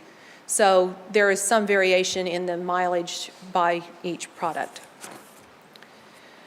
So if we look at our pavement condition indexes from 2023 to 2029, we project that in 2023 we have about 246 lane miles of asphalt. By 2029, because of the changeover to microseal, and a lot of our roads will only have about 224 lane miles, but we'll also add a number of lane miles of chip seal that will now be in the gravel surface. And we project that all of our asphalt streets by 2029 will be in fair or better condition. Chip seal, this map shows the same thing, our current PCI in 2023 versus where we project being by 2029. You'll notice that the number of lane miles is reduced pretty dramatically from 362 lane miles now down to 207 by 2029. And most of those miles will be in fair or better condition. And the number of miles goes down in chip seal because some of them are moving into asphalt and some of them are moving into the microseal category. Microseal. This is where we see the biggest increase in number of miles, but we also anticipate that we will take care of the roads that are microsealed already that are in poor or very poor condition, and all of our microsealed roads will be in fair or better condition by 2029. So now we get into the details year by year. For 2024, we propose putting asphalt surfacing down on not quite 26 lane miles of roads. And you can see the list of roads on the right and the map of those roads on the left. The chart on the right also tells you what surface is currently on that road. So you can see that we will be upgrading several of our roads from chip seal to asphalt. Most of those are subdivision roads. 2024 proposed chip seal resurfacing will still cover about 45, almost 46 lane miles. Again, for the next couple of years, we'll be looking primarily at the chip seal roads that are in the worst condition, that are in poor or very poor condition, to upgrade or to resurface those. You'll also see that we have at the bottom there are a couple of gravel roads that we will be proposing to chip seal. Those are on a road that has a bridge that's been closed for several years. The street is currently gravel, but we anticipate traffic increases once the bridge is completed, which should be in early 2024. So we'll be putting chip seal down on those streets later in the year. The microseal for 2024 the proposed surfacing is about 42 miles, 42 and a half miles. Again, a lot of it is asphalt that's being covered with microseal. We'll also be going back and looking at several of the microsealed roads that have been microsealed 10 or more years ago, and microsurfacing several more, quite a few miles of chip seal roads that will be to preserve their life and save us money in the long run. 2025 continues an emphasis in asphalt resurfacing towards getting more chip seal roads into asphalt. These are roads that are either adjacent to asphalt roads, that are in neighborhoods, subdivisions, that will save us a lot of money in the long run if we can put the asphalt surfaces down and not have to do so much maintenance on them, as well as resurfacing a couple of streets, primary streets that are projected to need an asphalt resurfacing by 2025. Chip seal resurfacing in 2025 continues with about 38 lane miles. There is one stretch of gravel road that is currently in the 2025 projection to be moved to chip seal. This is a through corridor that has quite a bit of traffic already, and we'll be looking at, in 2024, there are some improvements that we need to make in order to make that chip seal happen by 2025, so we'll be looking at that as well. 2025 micro seal is about 45.5 lane miles. We continue to try to extend the life expectancy of our primarily our asphalt streets in 2025 and get those taken care of. 2026, we project that we will be able to connect these streets, or to put these to only put asphalt surfacing on chip seal streets right now. Some of these are very heavily traveled chip seal roads. You'll notice up in the northwest corner of the county, there's Platte County Line Road. It's the street that runs north and south there in the upper left corner. We have cooperative road maintenance agreements with the surrounding counties and some of the cities, and this is one that we have an agreement with Platte County. And our current agreement says when Platte County replaces a narrow failing bridge on Platte County Line Road, then Clay County will take over full-time maintenance of Platte County Line Road, and that bridge is expected to be replaced in either 24 or 25. It's currently in the design stage. So by 2026, we're projecting that we will put asphalt down on that street.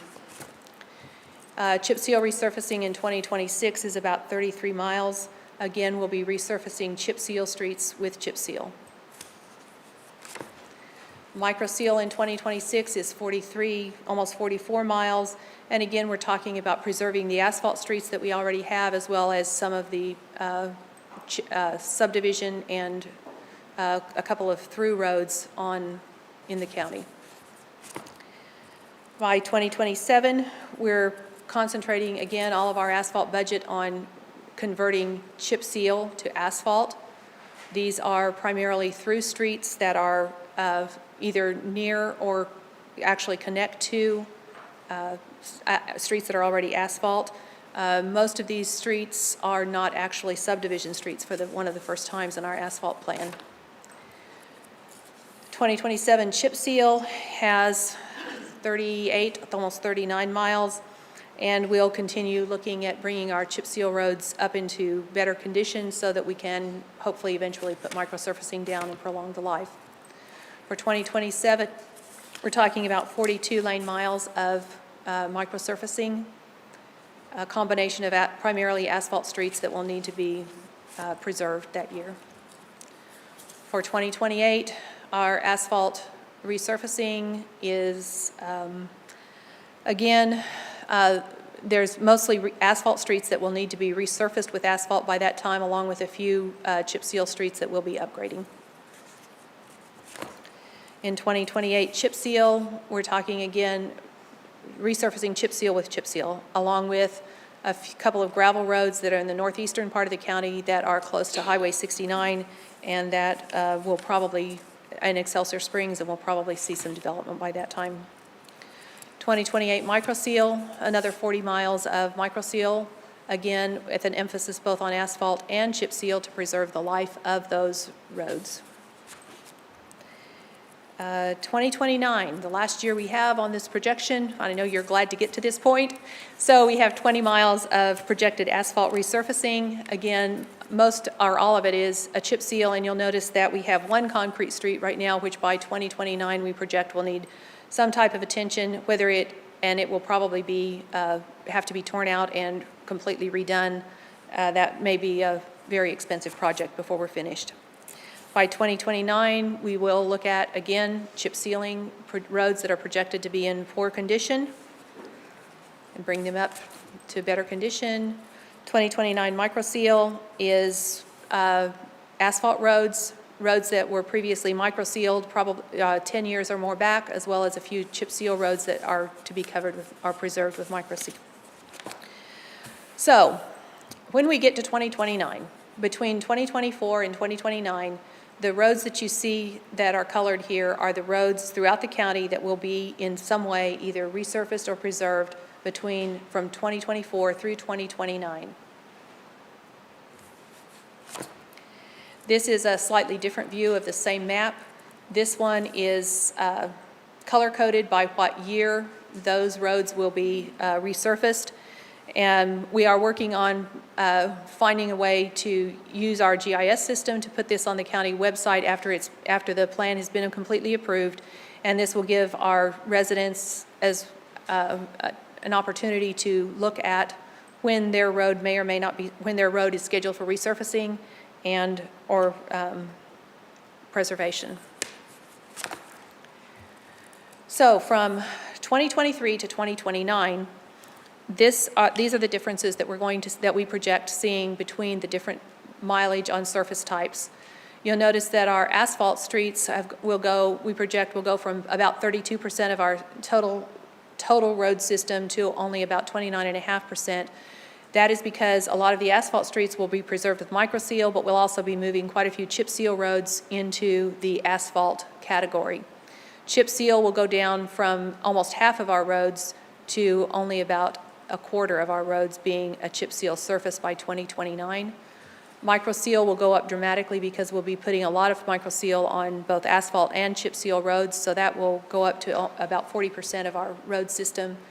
Our gravel roads will drop from about 9% now to just over 8% at the time, and our single concrete road will go away by 2029. We also looked at where we think the pavement condition index will be by 2029, and these maps compare the 2023 actual PCI scoring that was done in the spring of this year to where we project those PCI scores will be by 2029.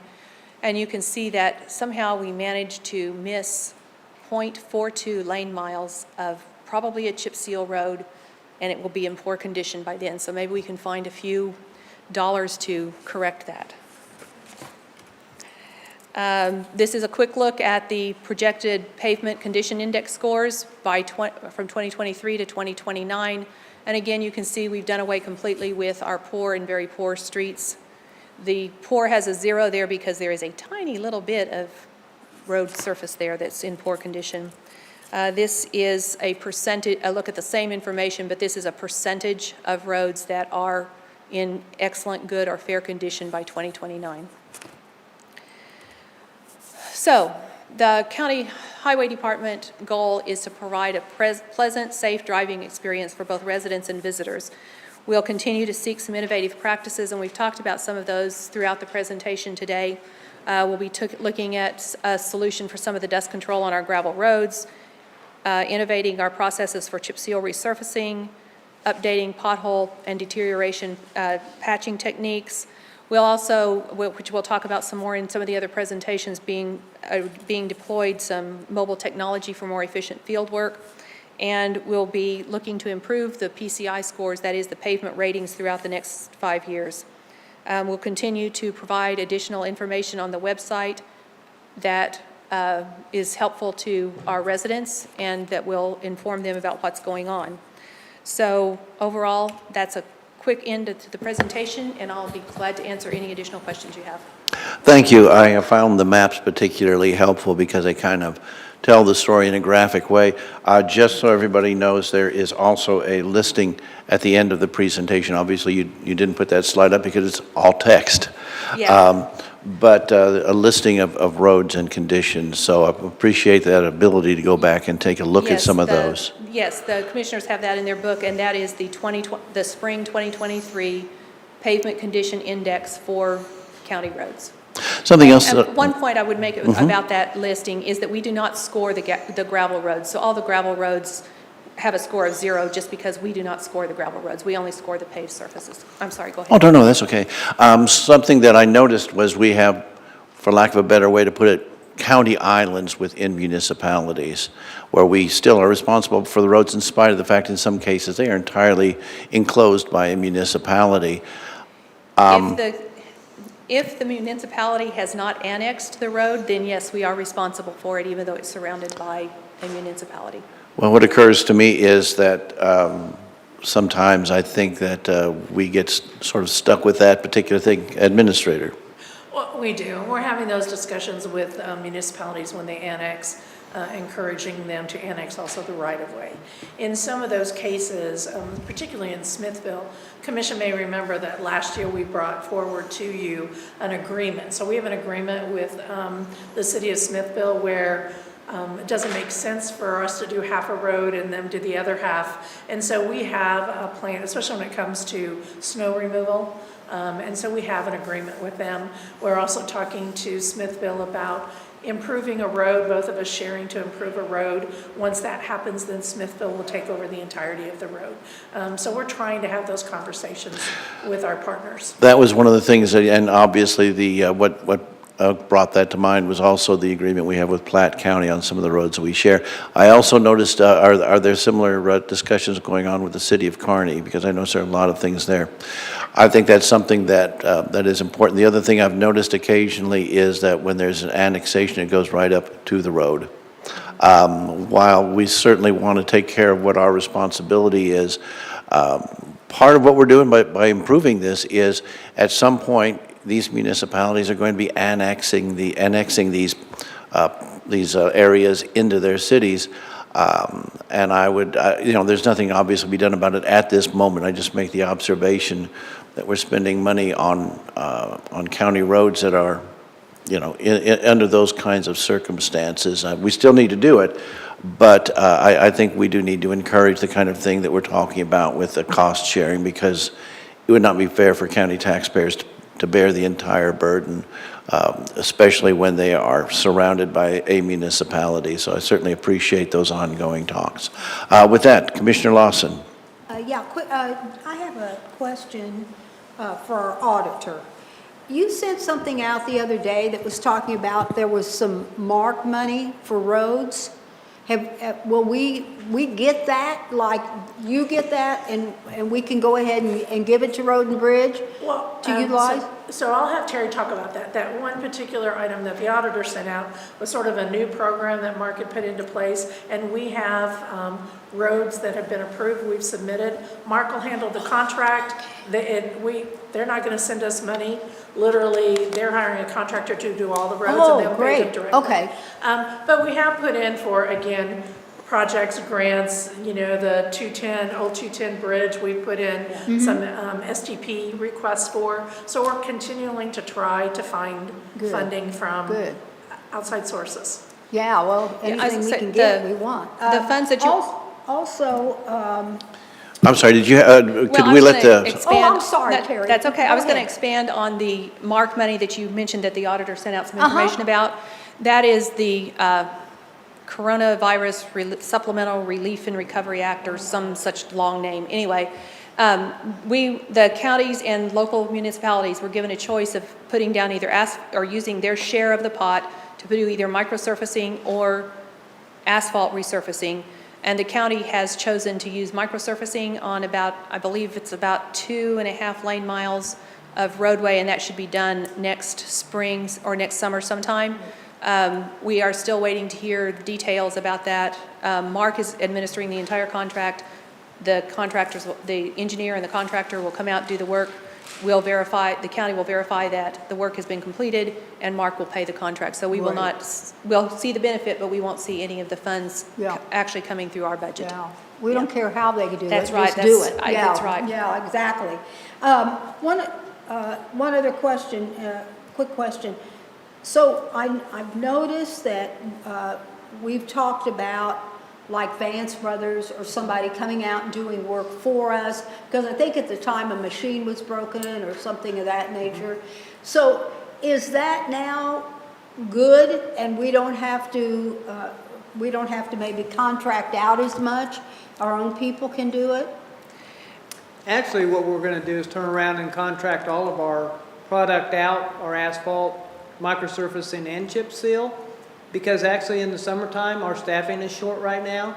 So it's best that we turn around and step away from it so we can concentrate on the things that we need to, like our brush cutting, our tube replacements that we have problems with, and our patching. Okay. And if we can turn around and get the machine that Terry was talking about, then we can see a whole lot of difference in what we're doing out on the roads, because it's actually one of those that can turn around and distribute about 10 ton of material in a day's time with one operator operating it with the safety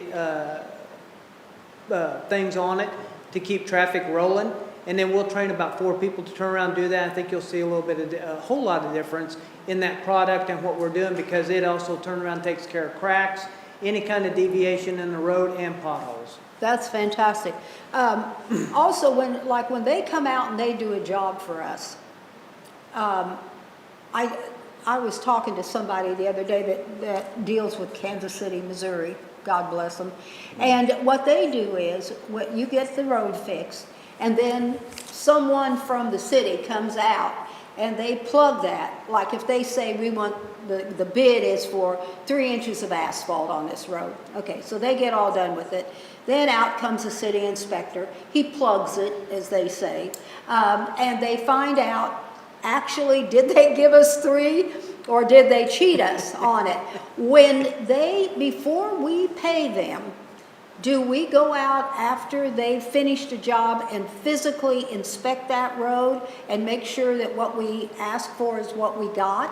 Yes, absolutely. Correct. But what we're trying to do is, and this is in the next presentation that Diane and I will be talking about, is bringing in an engineer. Because it used to be, I'll say this, I don't like to go years ago, we had somebody inspect the roads as we turn around and did the process. And what you do is turn around and take a test tube, and you take the product and put it inside the thing, you take it down to testing and have it tested. And so our ideal thing is to bring an engineer on board to turn around and start doing that, so we can do a core sample plus turn around and do a testing, so we're getting the right product plus the right amount of product on the road. Okay. Today, how many people are you short? We have, all of our staffing shortages are in the equipment operator category. We have 7 full-time positions that are vacant. 2 of those are being filled by part-time temporary workers. So, but they're part-time. Together they are maybe a person and a half at most. So 7 plus a couple part-timers? We have 7, including 2 part-timers. Oh, okay. So Okay. we have 5 completely vacant positions right now. Okay, all right. Out of 18 slots total. And then what about in the office? How many people do you have working physically that are doing I have accounts payable? 4 blah, admin. blah, blah, that kind of I thing? have 3 admin staff, 3? Okay. 2 admin assistants and 1 GIS tech. And the GIS tech will be moving under the GIS department shortly. She'll still continue to work that's for the right. highway Yeah, department, but good. she'll be moving. Okay. So, engineer. Diane and I spoke briefly one day about that.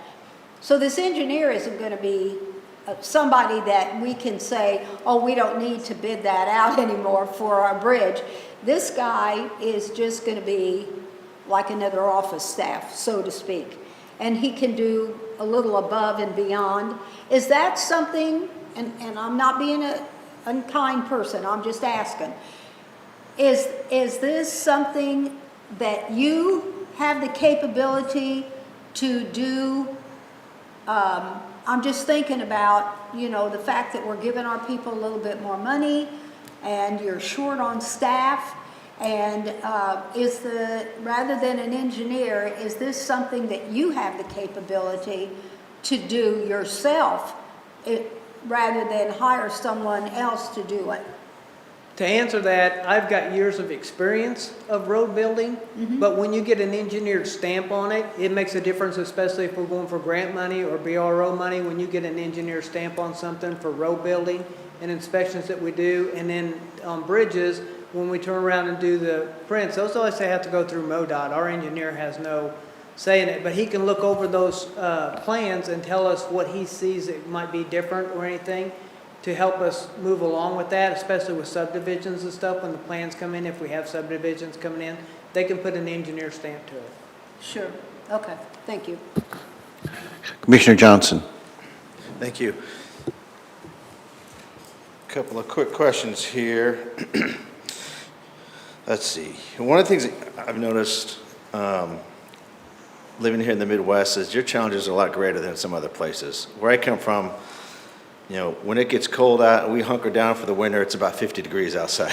I never saw freezing temperatures at all, ever. I've got a pretty long driveway at my house now here, and it's asphalt. And I see what freezing does to that every year. and it's expensive to keep that thing Yes, upkeep. it is. So there's a lot of challenges that you guys have that I think a lot of people don't realize, and I appreciate what you guys are doing in spite of all those challenges. You mentioned in your presentation, you basically have three categories. You have the asphalt, you have the chip and seal, then you have micro seal. But just to be clear, micro seal is really it's really over either a chip and seal or over an asphalt road, right? That's correct. It's So at the not- base, it's either asphalt or chip and seal. Micro seal is not something separate on its own. It's over one of those two, right? Right, that's correct. Okay, I just want to make sure I understood that right. Let's see. I also realize there's a lot of people that don't understand when they're driving through the county that we're not responsible for all those roads.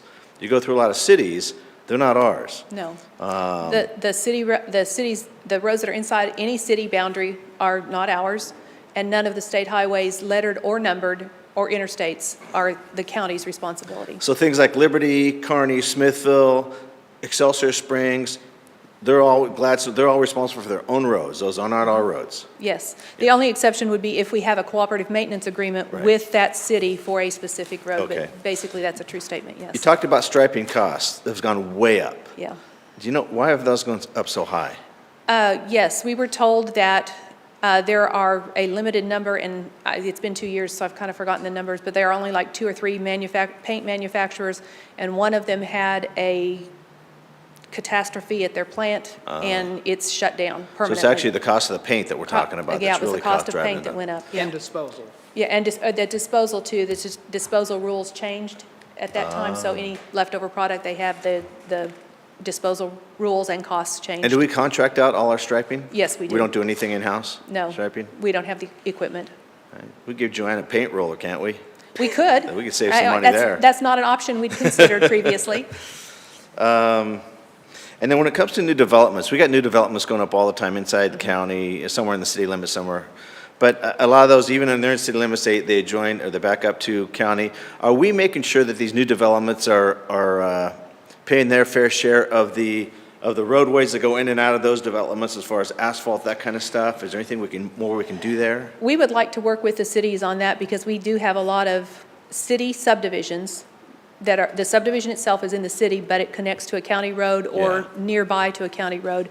And that's one of the things that I think we need to look at in the year or two, in the next year or two, immediately, but soon. Is there any because- requirement on the cities to talk with us about that stuff? No, there's not a, Well, the only thing would be if their subdivision has ingress and egress off a county road. Okay. Then we're involved in that discussion to make sure that, well, they don't always they talk don't. to us about even They about should that. be because of They should site be, but they distance.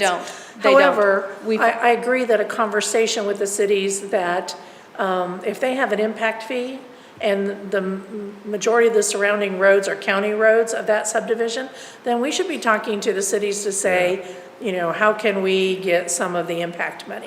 Do we Because have it's any our auth- roads impacted, not necessarily Right. theirs. Do we have any authority as a county to pass any kind of ordinance that would require that? You know, Is that- that's a great legal question, and Yeah. I'll look into that. I do not know. Yeah, I mean, it's. Whether authority allows us to do that.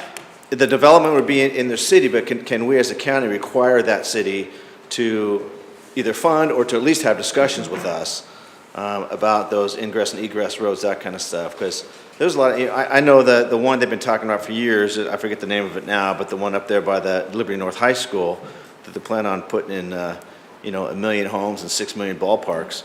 That's going to have a gonna be a huge problem. impact, and that's right on our border. Yes. And that's going to have huge impact. And it's things like that we're going to see more and more of those go up that could cost us a ton of money, which shouldn't. There should be the cities involved in some of that as well. Yes. So, yeah, if we can do some kind of follow-up, particularly the legal aspect of it, there's something we can do that way that would help, some kind of ordinance or that would be helpful. And even if we can't do a requirement, having that conversation with the cities to see if we could even enter into a mutual agreement. Right. That they would do that when a development Yeah. happens. So even if legally, statutorily, we don't have the authority, I think it's worthwhile of having that dialogue of collaborating with the Be municipalities. good neighbors. And then you talked about this machine, this truck that The pothole patching truck. pothole for patching, lack of root a beers come out of better the term. drinking fountain when we get that thing. What's the cost of a truck like that? 350 to 400,000. 350 for, and do we have anything in the budget for that this year? Maybe. Okay. Should I wait on that? You want to talk about that another time? I think we're going to look at some avenues of what's in the budget and is some of the equipment that's planned in the replacement program, can it be pushed where we could purchase this vehicle? If not, then there are some other opportunities. We will certainly talk about ARPA money. I was We gonna have ask. some lost revenue. Okay. That's not been allocated yet, and I think based on shortage of staff and the amount of staff it takes, the group of staff that it takes to do pothole repairs versus if you can do it with one employee and one truck and then have our crews be able to do other important items, then I think it's certainly the return on the investment of that particular vehicle is definitely worthwhile. And are we talking about one truck for the county, or would we need more than one, or? I'm not sure. Depends on how much funding we find. Yeah, you'd like 10 of them, right?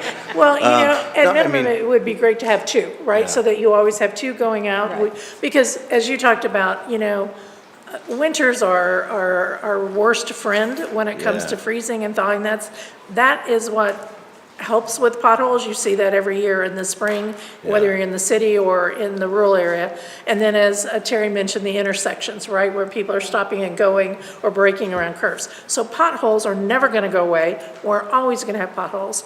And so by having two pieces of equipment, you can double it. Yeah. And if one piece of equipment is broken, you then at least have one that continue the pothole repair. Because we know that is a pain point for our citizens of driving our roads and hitting potholes. Yep. Yeah, so you answered my question. I was going to ask about ARPA money as well, one-time funds that could possibly go towards something like that, because I think that's a great idea, and investing in that kind of technology, I'm all for that kind of stuff. You talked about hiring, retention, that kind of stuff. From what I understand, you have 7 full-time equivalent vacancies right now, but you have a couple of part-timers that are helping with that.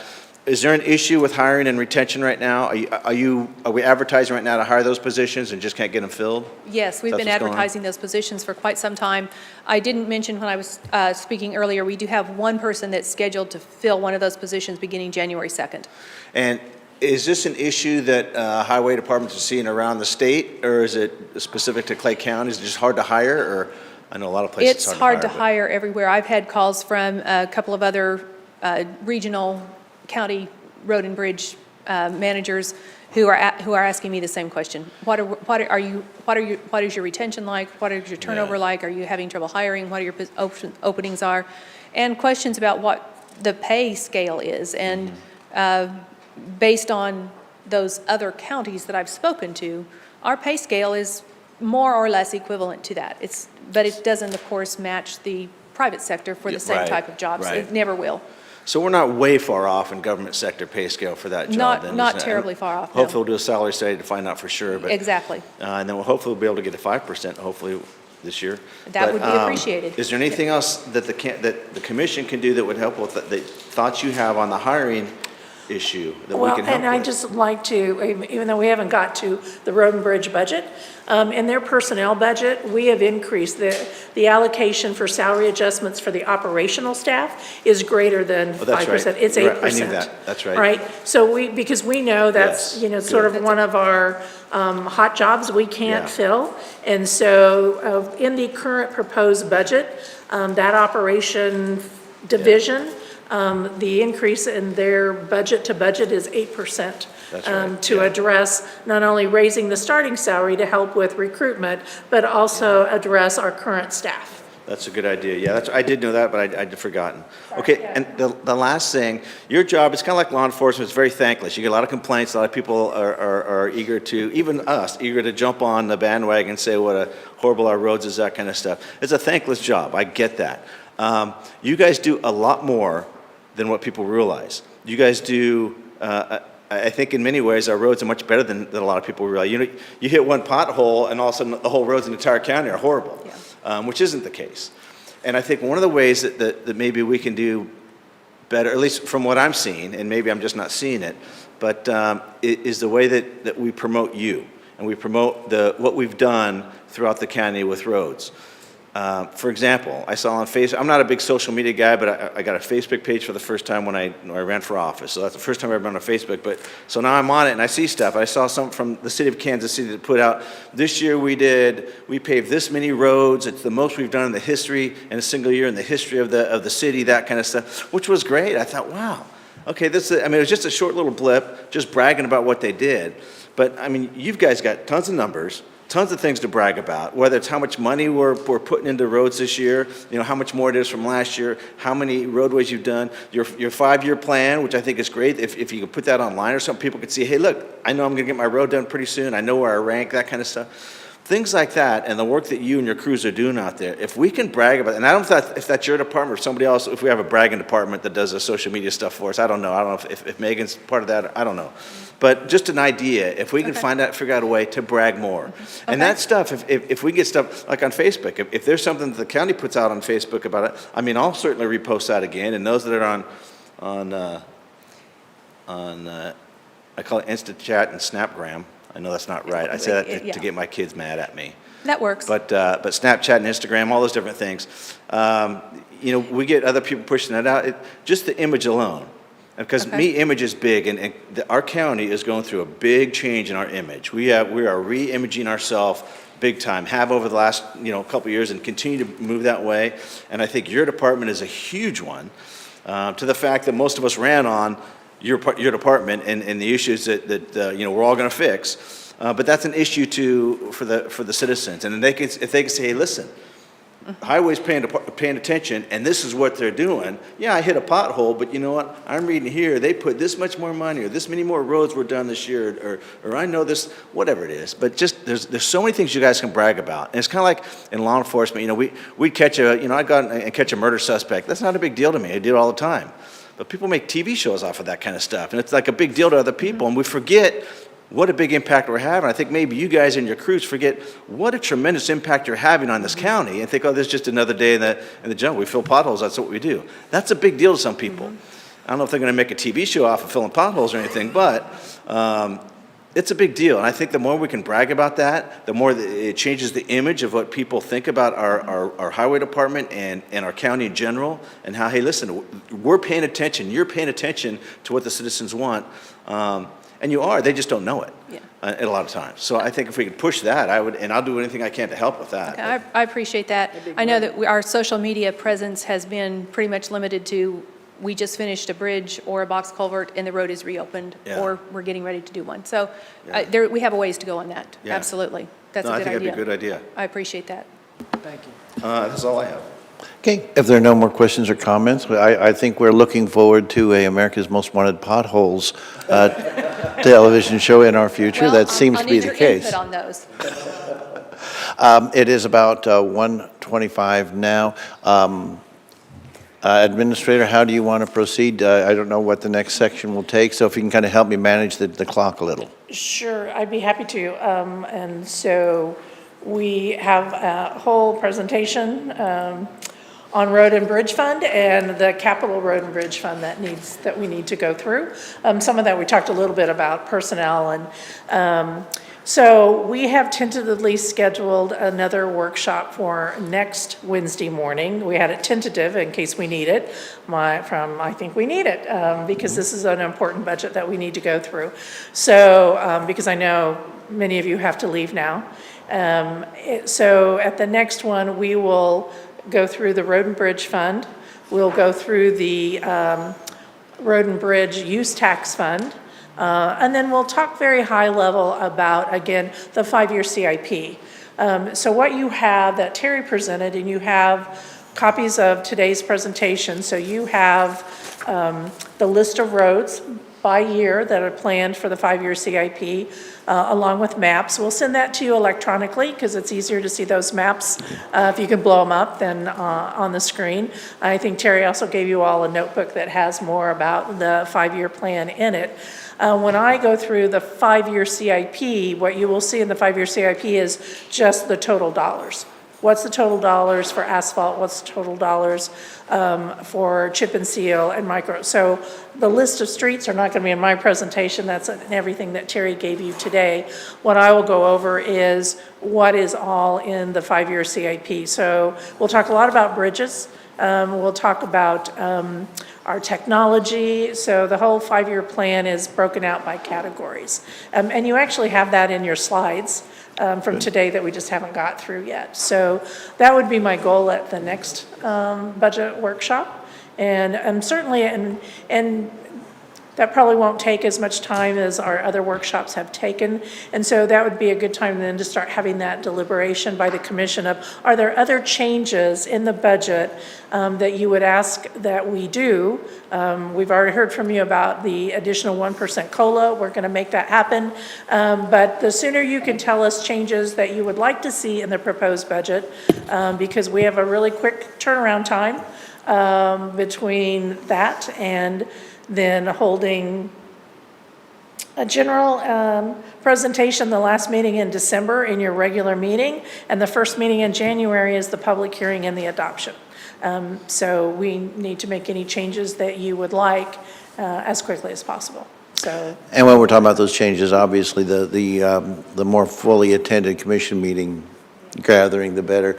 They're just, we just have to work around, some schedules. So, my preference is when we get into that part of it to have the maximum number of commissioners possible in attendance. Yeah, and so, the timetable that was picked by the commission was Wednesday mornings. Now, we will put next Wednesday back at 9:30, which is when we had originally planned for it, but we had a couple of conflicts the last 2 meetings and didn't start till 10. So we'll put it back at 9:30 next week and go through it. So we're pretty much rounded off for today, or did you want to do some more? I think it's 1:28. I think many of you needed to be gone by a conflict at 1:30. So I would say this will be a great starting point that we'll pick up next Wednesday. And certainly you have the information. So if you have time to look through either what Terry has provided to you or this presentation that we either have done or not done, and you want to reach out to staff, we're happy to answer any questions that you all may have. But we will go through the rest of this presentation next week. Great. Any other comments? Commissioner Lawson, you're seeking recognition. The only thing I was going to ask Diana, when legally do we have to have our budget approved and done? By statute, it has to be approved by January 10th. Oh, okay.